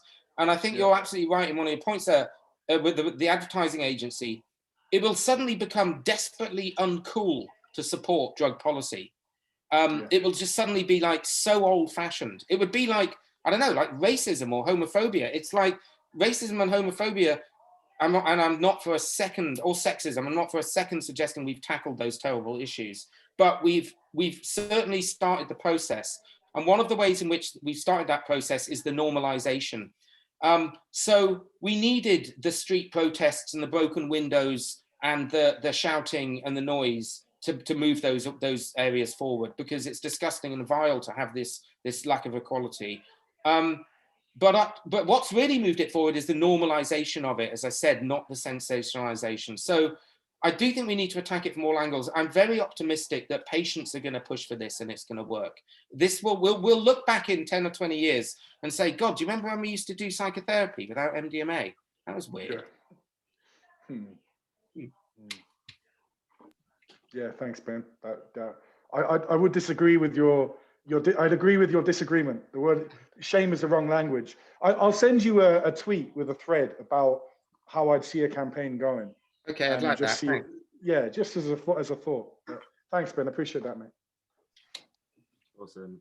Hannah is next. Hi, Hannah. Hi. Thank you for the talk. I found it really interesting. Oh, cool. I had a question about is there a problem with serotonin depletion with using MDMA? Did you hear the talk? No, I did of course hear the talk, but So serotonin depletion is it's a reasonable hypothesis, and it probably is true to some extent, because what we talk about with them, people, the term that's been used, it really annoys me, been used for so long, of this dumping of serotonin, as if you've just lost all your serotonin. There's a massive release of serotonin, and serotonin it interacts with the receptors in ways with MDMA that it wouldn't normally. But the idea that we lose our entire body's store of serotonin after taking ecstasy is absurd. And so I think people are putting two and two together and coming up with something that's not quite there, because, as I said, the anecdotal reports of affect drop, so low mood after MDMA, I think, and our labs think, it's an artifact of raving, and it's all of those confounding factors. It's not just the MDMA. So the reason that you feel low and depressed in those few days after taking ecstasy, it's not really the MDMA. It's much more likely that you've missed out on sleep and food, and you've excessively exercised, and you've taken something that wasn't pure MDMA, and you've taken a whole heap of other drugs as well, especially alcohol. So serotonin depletion as a theory is reasonable. I have to say, it's never been tested. This is a study, I've been trying to get David to do this for about 10 years, but he says it's ridiculous and no one will ever do it. It would be to take cohorts of like 15 people, give some of them MDMA at 10 in the morning, some at 10 at night, some they're allowed to sleep, some they're allowed to dance, some they're allowed to take cannabis and alcohol, some of them they're not. And you have all these different cohorts, and then you can really tease out what is causing ravers to feel crap on Mondays. Now, David's right, no one would fund that sort of study, but I'd sign up for it. So yeah, it's never been prospectively tested. And the other thing is, you know, Hannah, people take all of these, it's really popular in Australia, weirdly, 5-HTP, which is a supplement that is supposed to boost your serotonin production after you've depleted it. And the Australians love it. They take it before, after, and during raving quite often. That's never been tested either. There's no prospective studies that actually measure whether 5-HTP reduces serotonin depletion, or even if serotonin depletion is such a big thing. As I said, it may be a theoretical issue. It's perfectly possible, but I think it doesn't really explain the actual feeling crap after a rave feeling. That's more about all the other stuff you do. And as an experiment, take MDMA at 9:30 in the morning with no other drugs, don't dance, come down by 5 or 6 in the evening and see how you feel. I was yeah, I do agree. I think I was thinking more about like the way that MDMA works. So I can't quite remember if is it an agonist, or does it prevent the reuptake? Because if it was like binding to the receptors and then stimulating, like, you might have to ask someone a lot cleverer about neuroscience than me. It causes increased release of serotonin, and it reduces the reuptake, and it binds in different ways as well. So there is an excess of serotonin around in a very short period of time. And you could argue that this would result in serotonin depletion, but it's not very well founded in terms of explaining the post-ecstasy syndrome, which is much better explained by all the other factors. So it's a study worth doing. Are you studying neuropsychopharmacology, Hannah? Yeah, I'm studying neuroscience. Oh, where are you doing that? At York. Well, it's natural sciences, specialising in neuroscience. So do you have any opportunities to do any prospective human pharmacology research? Not at the moment. Well, it's a great study to do. Why don't you do a prospective MDMA study?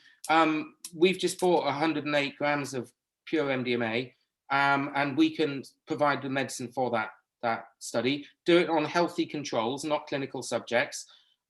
Give them MDMA at different times of the day, with and without exercise, with or without sleep and food. Measure the serotonin transport before and after. Give them with and without 5-HTP, and you can nail down that very important bit of research. Yeah, I would really love to do that. Maybe $500,000 to $750,000. It wouldn't be too expensive.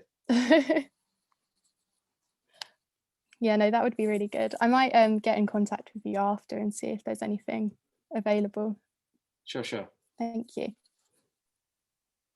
Awesome.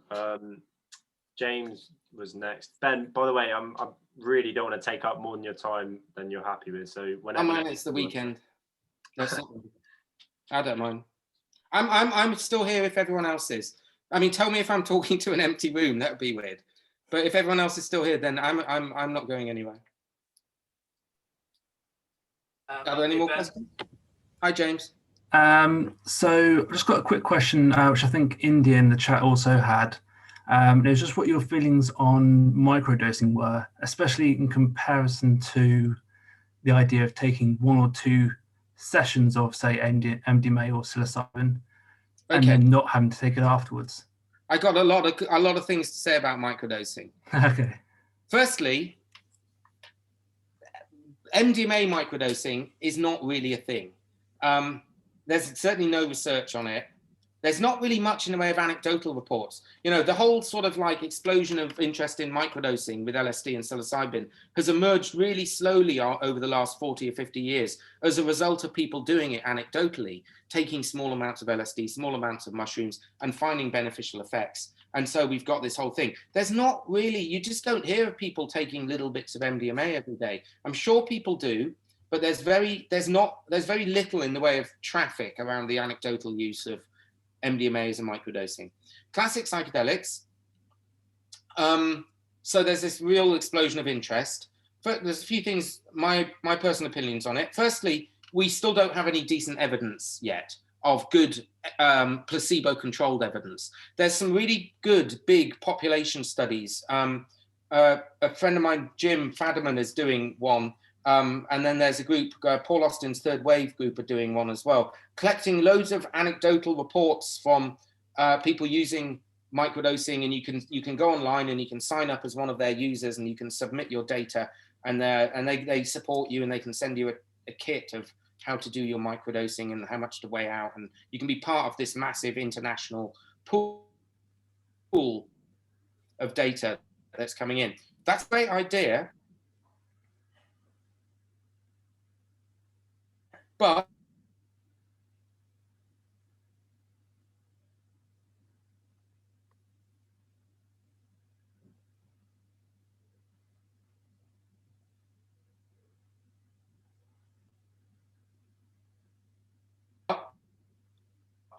it's not placebo.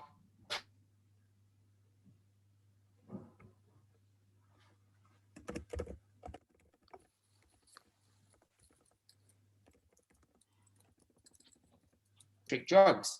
If you're going to end up, but I would much rather use psychedelics in a proper high threshold dose combined with psychotherapy 2 or 3 times and then not have to take any daily drugs. If you're still going to spend the rest of your life on a microdose of psychedelics, well, for me, that's not clever pharmacology. Much cleverer pharmacology is proper high doses that mean you don't have to take anything. So those are the main reasons I'm not big keen on microdosing. The other reason, and this is much more profound and also more personal, because I've known people who've done this, and I've had patients who've done this. So many people who are microdosing LSD and psilocybin are not microdosing. They actually are threshold dosing. And the amount of people that come up to me at conferences and go, "Oh, Dr. Sessa, I'm on a wicked microdose buzz today." It's like, if you're on a buzz, you ain't on a microdose. The whole definition of a microdose is you don't feel it. If you feel that dose, you are on a threshold dose. And if you take a threshold dose of LSD every day for months, you really are going to go twisted. And I've seen that so many times. So it's very, I think there's not enough people doing it properly. If you're going to microdose, the way to do it is to start tiny, like 5 micrograms of LSD, go up to 10, go up to 15, go up to 25, do that every few days. And as soon as you feel a buzz, then drop down to the dose before that you didn't, and then that's your microdose. If you can feel a buzz every day, you're just simply on that drug. The whole point about microdosing is it's a bit like taking an antidepressant. You take it after, days and days and days and weeks, and then you slowly start to see subtle changes in your cognitions, in your creativity, in your imagination, in your connectivity, but they're very subtle. It's not like taking a threshold dose and having this wonderful sudden realization. So I think a lot of those are the main reasons. It's the lack of efficacy in terms of data, although I'm sure the data will be strong when it comes out. It's the people not actually properly microdosing. And it's also, for me, the idea of regular maintenance drug dosing is not my bag. But, I'm not putting down microdosing. I think it is arguably much better for you than most of the stuff that they'll give you at the pharmacy. So let's see how that goes. But if you're doing it, just be very careful, because I've seen people get proper unstuck on it, man. Good to know. Thank you. Sandy.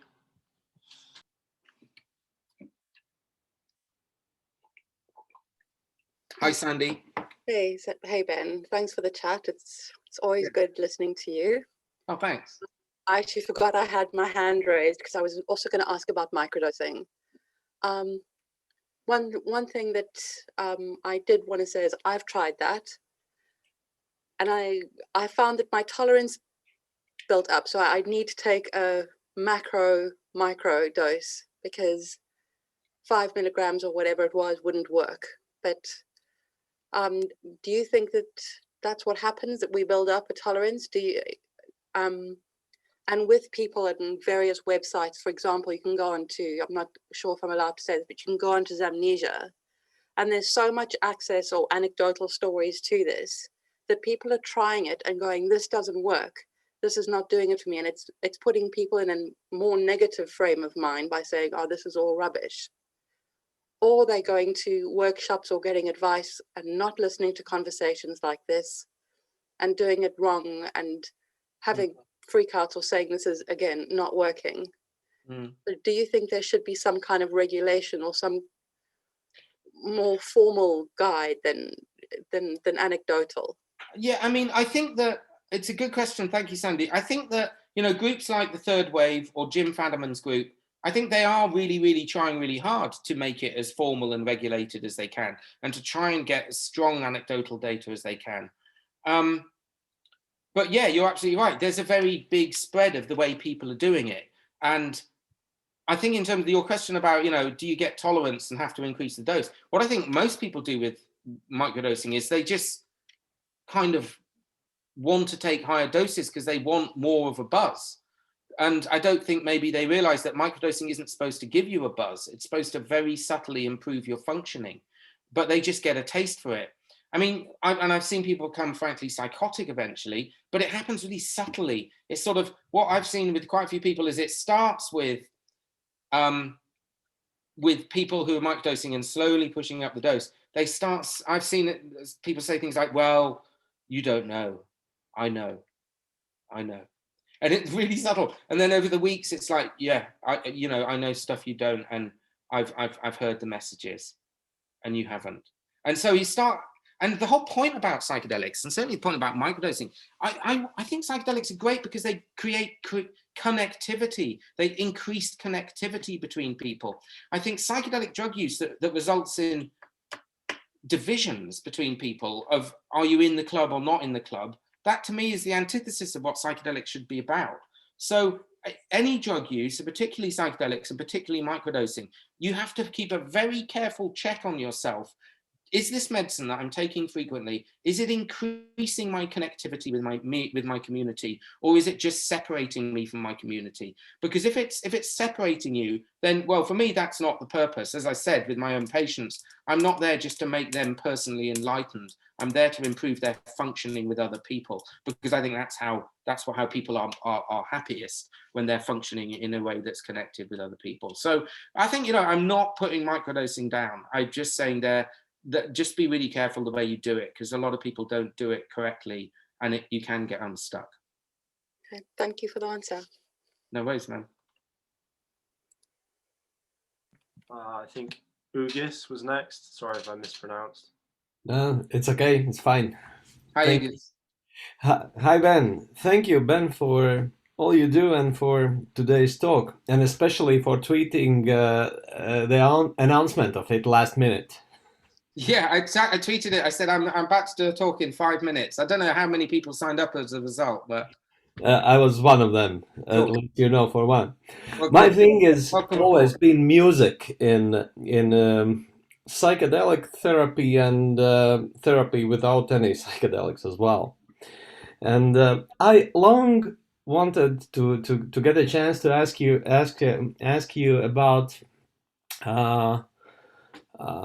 what have you to say about Mendel's work, Mendel Kahlen? Yeah, so as I said in the talk, Mendel provided our playlists, and Mendel, because Mendel was in the same department as me at Imperial when we started, I know. Just finishing his PhD, and so Mendel's put together playlists for pretty much all of the Imperial studies. Mendel's managed to get himself in there. So the work with LSD and psilocybin and the more recent DMT studies, and he provided the playlists for our MDMA studies. And Mendel's done really well because he's now set up his own little group. What's it called? Sound waves? Wave paths. Wave paths. And yeah. and we are doing beta testing now. I'm also on beta testers crew.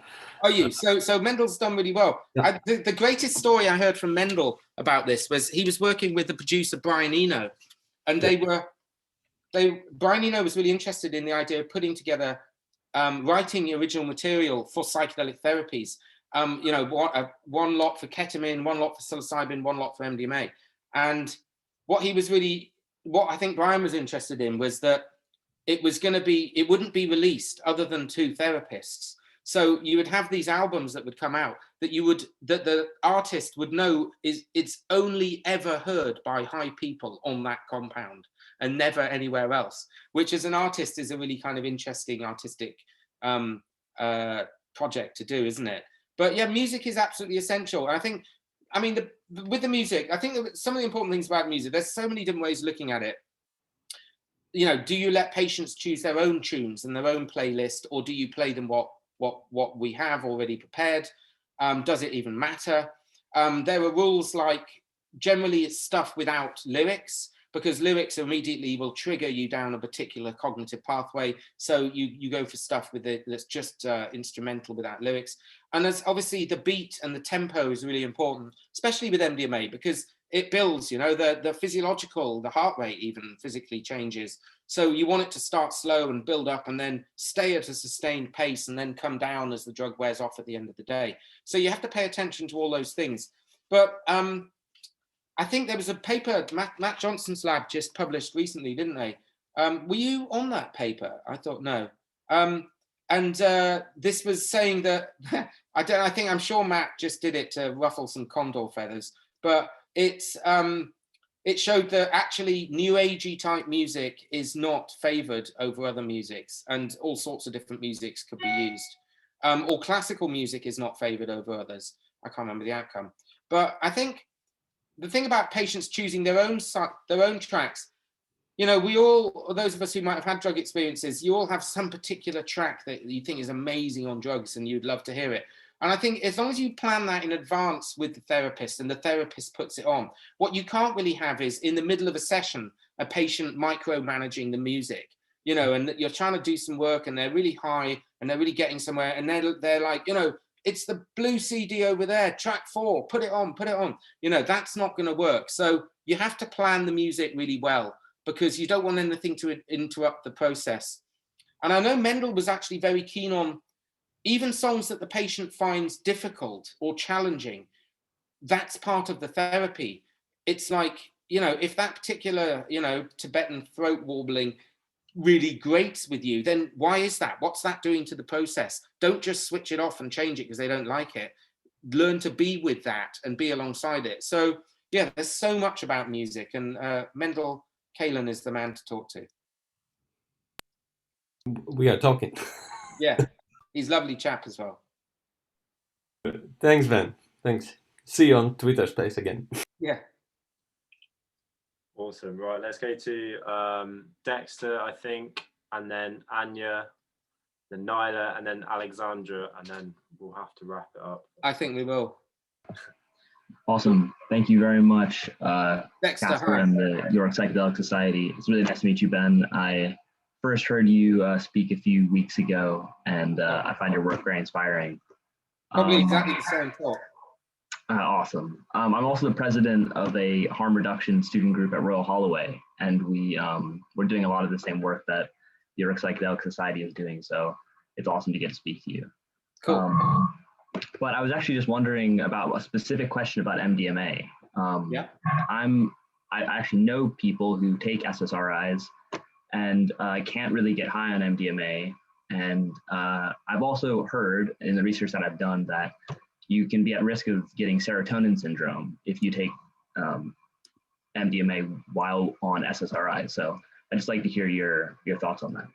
Yeah, so both of those things that you just said are true. We wean patients off SSRIs before taking MDMA, partly because of the risk of serotonin syndrome, although that is much rarer than you're made out to think from the textbooks. I always ask psychiatrists, have you ever had any serotonin syndrome? And no one's ever really seen it. It does happen. It's not nearly as common as you might think. The main reason we wean people off SSRIs is because SSRIs reduce the efficacy of MDMA. You get a less profound and deep MDMA experience if you're on SSRIs. So you are weaned off. And serotonin syndrome is also, again, a hypothetical risk that could happen. But it's mainly because you don't get such a good session if they're on SSRIs. And you have to, it depends on which type they're on in terms of how long it takes to wean them off. So generally, we want them to be completely drug-free for about at least 10 days before taking MDMA. I see. Awesome. Great. Thank you very much. And also, if you're interested in speaking at Royal Holloway, we're going to be having a speakers event in about 2 months in April. So if you're interested, I can reach out to you. Yeah, do that. Reach out. I mean, things are proper frantic right here in Bristol because we're like 4 weeks away from starting. But yeah, do that. Maybe later in the year might be better. Awesome. Incredible. And I really look forward to following Awaken's work. Thanks, Nice. York. Really Thanks very appreciate much. Good luck. it. Cheers. Okay, should we wrap up with 3 questions in one? So if Anya, then Nyla, then Alexandra, you want to ask your questions, and then Ben can address all of them at once. Okay, hi Ben. I was just Anya. wondering, I've kind of seen recent research from Anderson and just last year looking at the potential of psilocybin-assisted group therapy. And they did this in long-term AIDS survivors and found that in terms of tackling demoralization, this was really effective. Do you think group therapy, from kind of a cost-effective point of view for the UK, do you think that's something you would or are aiming to implement in Awakn, or are you keeping it very individualized, one-on-one? Great question. God, I'm getting some really good questions. Usually questions are so bad. These are really good questions. Yeah, absolutely. Group therapy is a fantastic way forward for psychedelics. I mean, look at raves, look at ceremonies. It's always been about groups. The idea of one person sitting in a room taking a psychedelic on their own with another straight person who's not on psychedelics is kind of weird recreationally. And we learn a lot from recreational use. Absolutely, there's massive, huge advantages to group therapy. And the 2 main advantages is, number one, like you said, economically, it's much cheaper. If you can have 10 people, 10 patients being treated at the same time, that makes it a lot more economic. But also the second thing is, there are different sorts of dynamics that arise in groups that don't arise in just individual therapy. So yeah, it's woefully unstudied at the moment. I hope to see a lot more in the way of that. And in terms of should we do it at Awakn, yes, we should do it at Awakn. And I'm going to get onto that and start thinking about that. We're so frantic just trying to get the first patient through the door that there's so many creative and innovative things.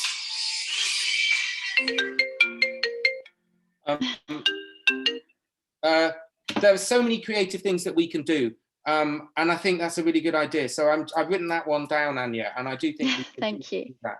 Thanks. A great lecture as well. And thank you to Casper and Co for setting this up. It's been really great. Thank you. Thank you. Hey man, I'll call you back. I'm just in the middle of a podcast thing. Okay, bye. Okay. Okay, really quick, so I feel bad. Nyla, and then Alexandra. Thank you so much. Hi, Ben. Thanks for the talk, and for taking all this extra time. Great to make your acquaintance. So I'm a psychology student, particularly interested in the potential of MDMA-assisted psychotherapy for healing childhood trauma. And given your background in child psychiatry, which is how I initially discovered you, do you find that survivors of long-term child abuse are able to get diagnoses that will enable them to benefit from psychedelic-assisted therapy? Or is the addition of something like complex PTSD to the DSM a feat to take on? If yes, what does that process entail? Are they able to get diagnoses that allow them to get psychedelic therapies? Well, they already come with a whole host of diagnoses, don't they? Once a child is in the Child and Adolescent Mental Health Service, they've got all kinds of labels attached to them, and they have all kinds of different disorders, affective disorders, anxiety disorders, PTSD, phobias, eating disorders, and then addictions, all of which have their developmental roots in trauma and child maltreatment. So yeah, they will be able to get the diagnoses. Whether or not there's provision for MDMA therapy just remains to be seen. And that's why it's really interesting that we're moving away from research. I don't think of myself as an academic. I'm a rubbish academic. I'm a doctor. I thought the NHS was bureaucratic. I mean, you try research departments in universities, they are way even worse. So it's nice that we're now moving away from academia into clinics. And yeah, it's just about provision. Of course, I believe that should happen, and I think it will. And yeah, complex PTSD, for those people who don't understand that of what Anya said. No, sorry, that wasn't Anya. Who was it? That was... Oh, this is Nyla. No Nyla, worries. that was it. Nyla, yeah, complex PTSD. So PTSD used to be, so when I started doing medicine 30 years ago, there was just one thing called PTSD, and it was usually a single life-threatening trauma, like a single rape or combat PTSD or a car accident or an assault or something. Whereas now we talk about that sort of one-off life-threatening event is now called simple PTSD. And rather, there's this new diagnostic category called complex PTSD, in which the traumatic event needn't be a single life-threatening event. It could be multiple smaller events that are not necessarily life-threatening. And as the patient moves through their developmental history, they realize they're not going to die, but they're no less frightening. And obviously child abuse fits into that really well. They don't think they're going to die every time they get assaulted by their parents, but over the years, it builds up into the same clinical picture in adulthood of avoidance and hypervigilance and nightmares and the typical core features of PTSD. So yeah, complex PTSD is being increasingly applied across all. It's so easy to diagnose complex PTSD these days because such a large percentage of the clinical population have had some kind of childhood trauma. Right. I've totally digressed, haven't I, Nyla? No, not at all. That was helpful. Yeah, I completely agree. It's really interesting how it seems like CPTSD can be, you know, the underlying diagnosis behind a lot of these more common ones like addiction, anxiety, depression. I think healing trauma is a crucial part of it. And that's where I think MDMA has a lot of potential. Yeah, I mean, I'm one of these people who's not really keen on categorical diagnoses, you know? I think that I've been a psychiatrist for 30 years. I've never met a patient with depression or anxiety or schizophrenia or bipolar or personality disorder. I've never met anyone with any of those things. I've met thousands of people with unique idiosyncratic clusters of self, and that includes parts and symptoms of all those things. But this putting people into boxes has to stop. We have to stop focusing on categorical diagnoses. The patient is an individual, and at Awakn, one of the things we're doing is we're doing away with categorical diagnoses. The patients are going to write their own care plans, and they're going to have individualized care plans that are bespoke to their particular circumstances, not a diagnostic category, as DSM might say. So we need to tackle it, and we need to get to the root cause, which is trauma and childhood. And yeah, thank you for that lovely question. Yeah, thank you so much. Hi, Ben. I hope Hi. you can hear me. Alexandra, hi. Yeah, I'm the last one to have a question, I think. So thank you so much for the talk. Thank you to the society for organizing this. It was very helpful, very useful. Just one quick question on, so essentially I'm graduating biochemical engineering, so nothing to do with clinical psychology, but I'm thinking of going into my master's with clinical psychology. And you mentioned something, you mentioned that with Awakn, you basically, which makes sense, you cannot make a non-clinician a clinician. So what would you advise a person like me coming from a background that has nothing to do with that, but wants to pursue perhaps a career and specifically focusing with doing clinical psychology work with patients that's mainly based on psychedelic great therapies? question. That is a great question, thank you. So firstly, there are many, many roles within the sphere of psychedelics that don't involve being a psychedelic therapist. You know, this is a whole new field of work in its infancy, and you have not been left behind. You know, even if you start now, it's still a tiny space that is going to be huge. And we don't just need therapists, we need chemists, we need lawyers, we need architects, we need artists, we need musicians, we need policymakers, we need influencers, we need all sorts of things that are not psychedelic therapists. So the first thing to say is there's loads of work that doesn't involve being a clinician. Now, if you want to be a clinician and be delivering psychedelic therapies, then yeah, you've got to choose one of the clinical modalities. And they all take different amounts of time. You could go through the route I did, which was through medicine, and go to medical school for 6 or 7 years and study medicine and surgery and work in those fields, and then specialize in mental health and then on to psychedelics. You could do clinical psychology, which I think is not much shorter really, is it? Because you do an undergraduate psychology degree, then you do a postgraduate clinical study, and that's like 4 years postdoctorate. The fastest route is probably to train as a counsellor, but you'd have to train as a proper registered, regulated counsellor, so a member of the BACP or UK CP or HPCP, one of these regulated counselling and psychotherapist bodies. So yeah, you've got to train as a clinician to become a psychedelic therapist, but psychedelic therapy is not your only option. But if you want to work with patients, then you'd have to do that. Thank you. Thank you. But you're doing what at the moment? Chemical engineering? biochemical engineering. So yeah, making new medicine essentially. Well, you could work within psychedelic field and with that degree very easily. They need chemists, pharmacists. Yeah, we need. Yeah, I know. I'm just very interested in working with the people actually. Nursing, or social work. Social work that was what I was going to do if I didn't get into medical school. I was going to be a social worker. Such a valuable profession. In terms of again social work, like what do you mean with social work? That would count as a clinical degree in a way. You can deliver therapy. Mm-hmm. So through nursing, you go to I think it's like a 3 or 4 year course, isn't it? Okay, I'll have a look into it. Thanks. Don't give up though. Don't give up. You're young. You can do whatever you want. Awesome. Well, Ben, that's been inspiring, educational, fantastic.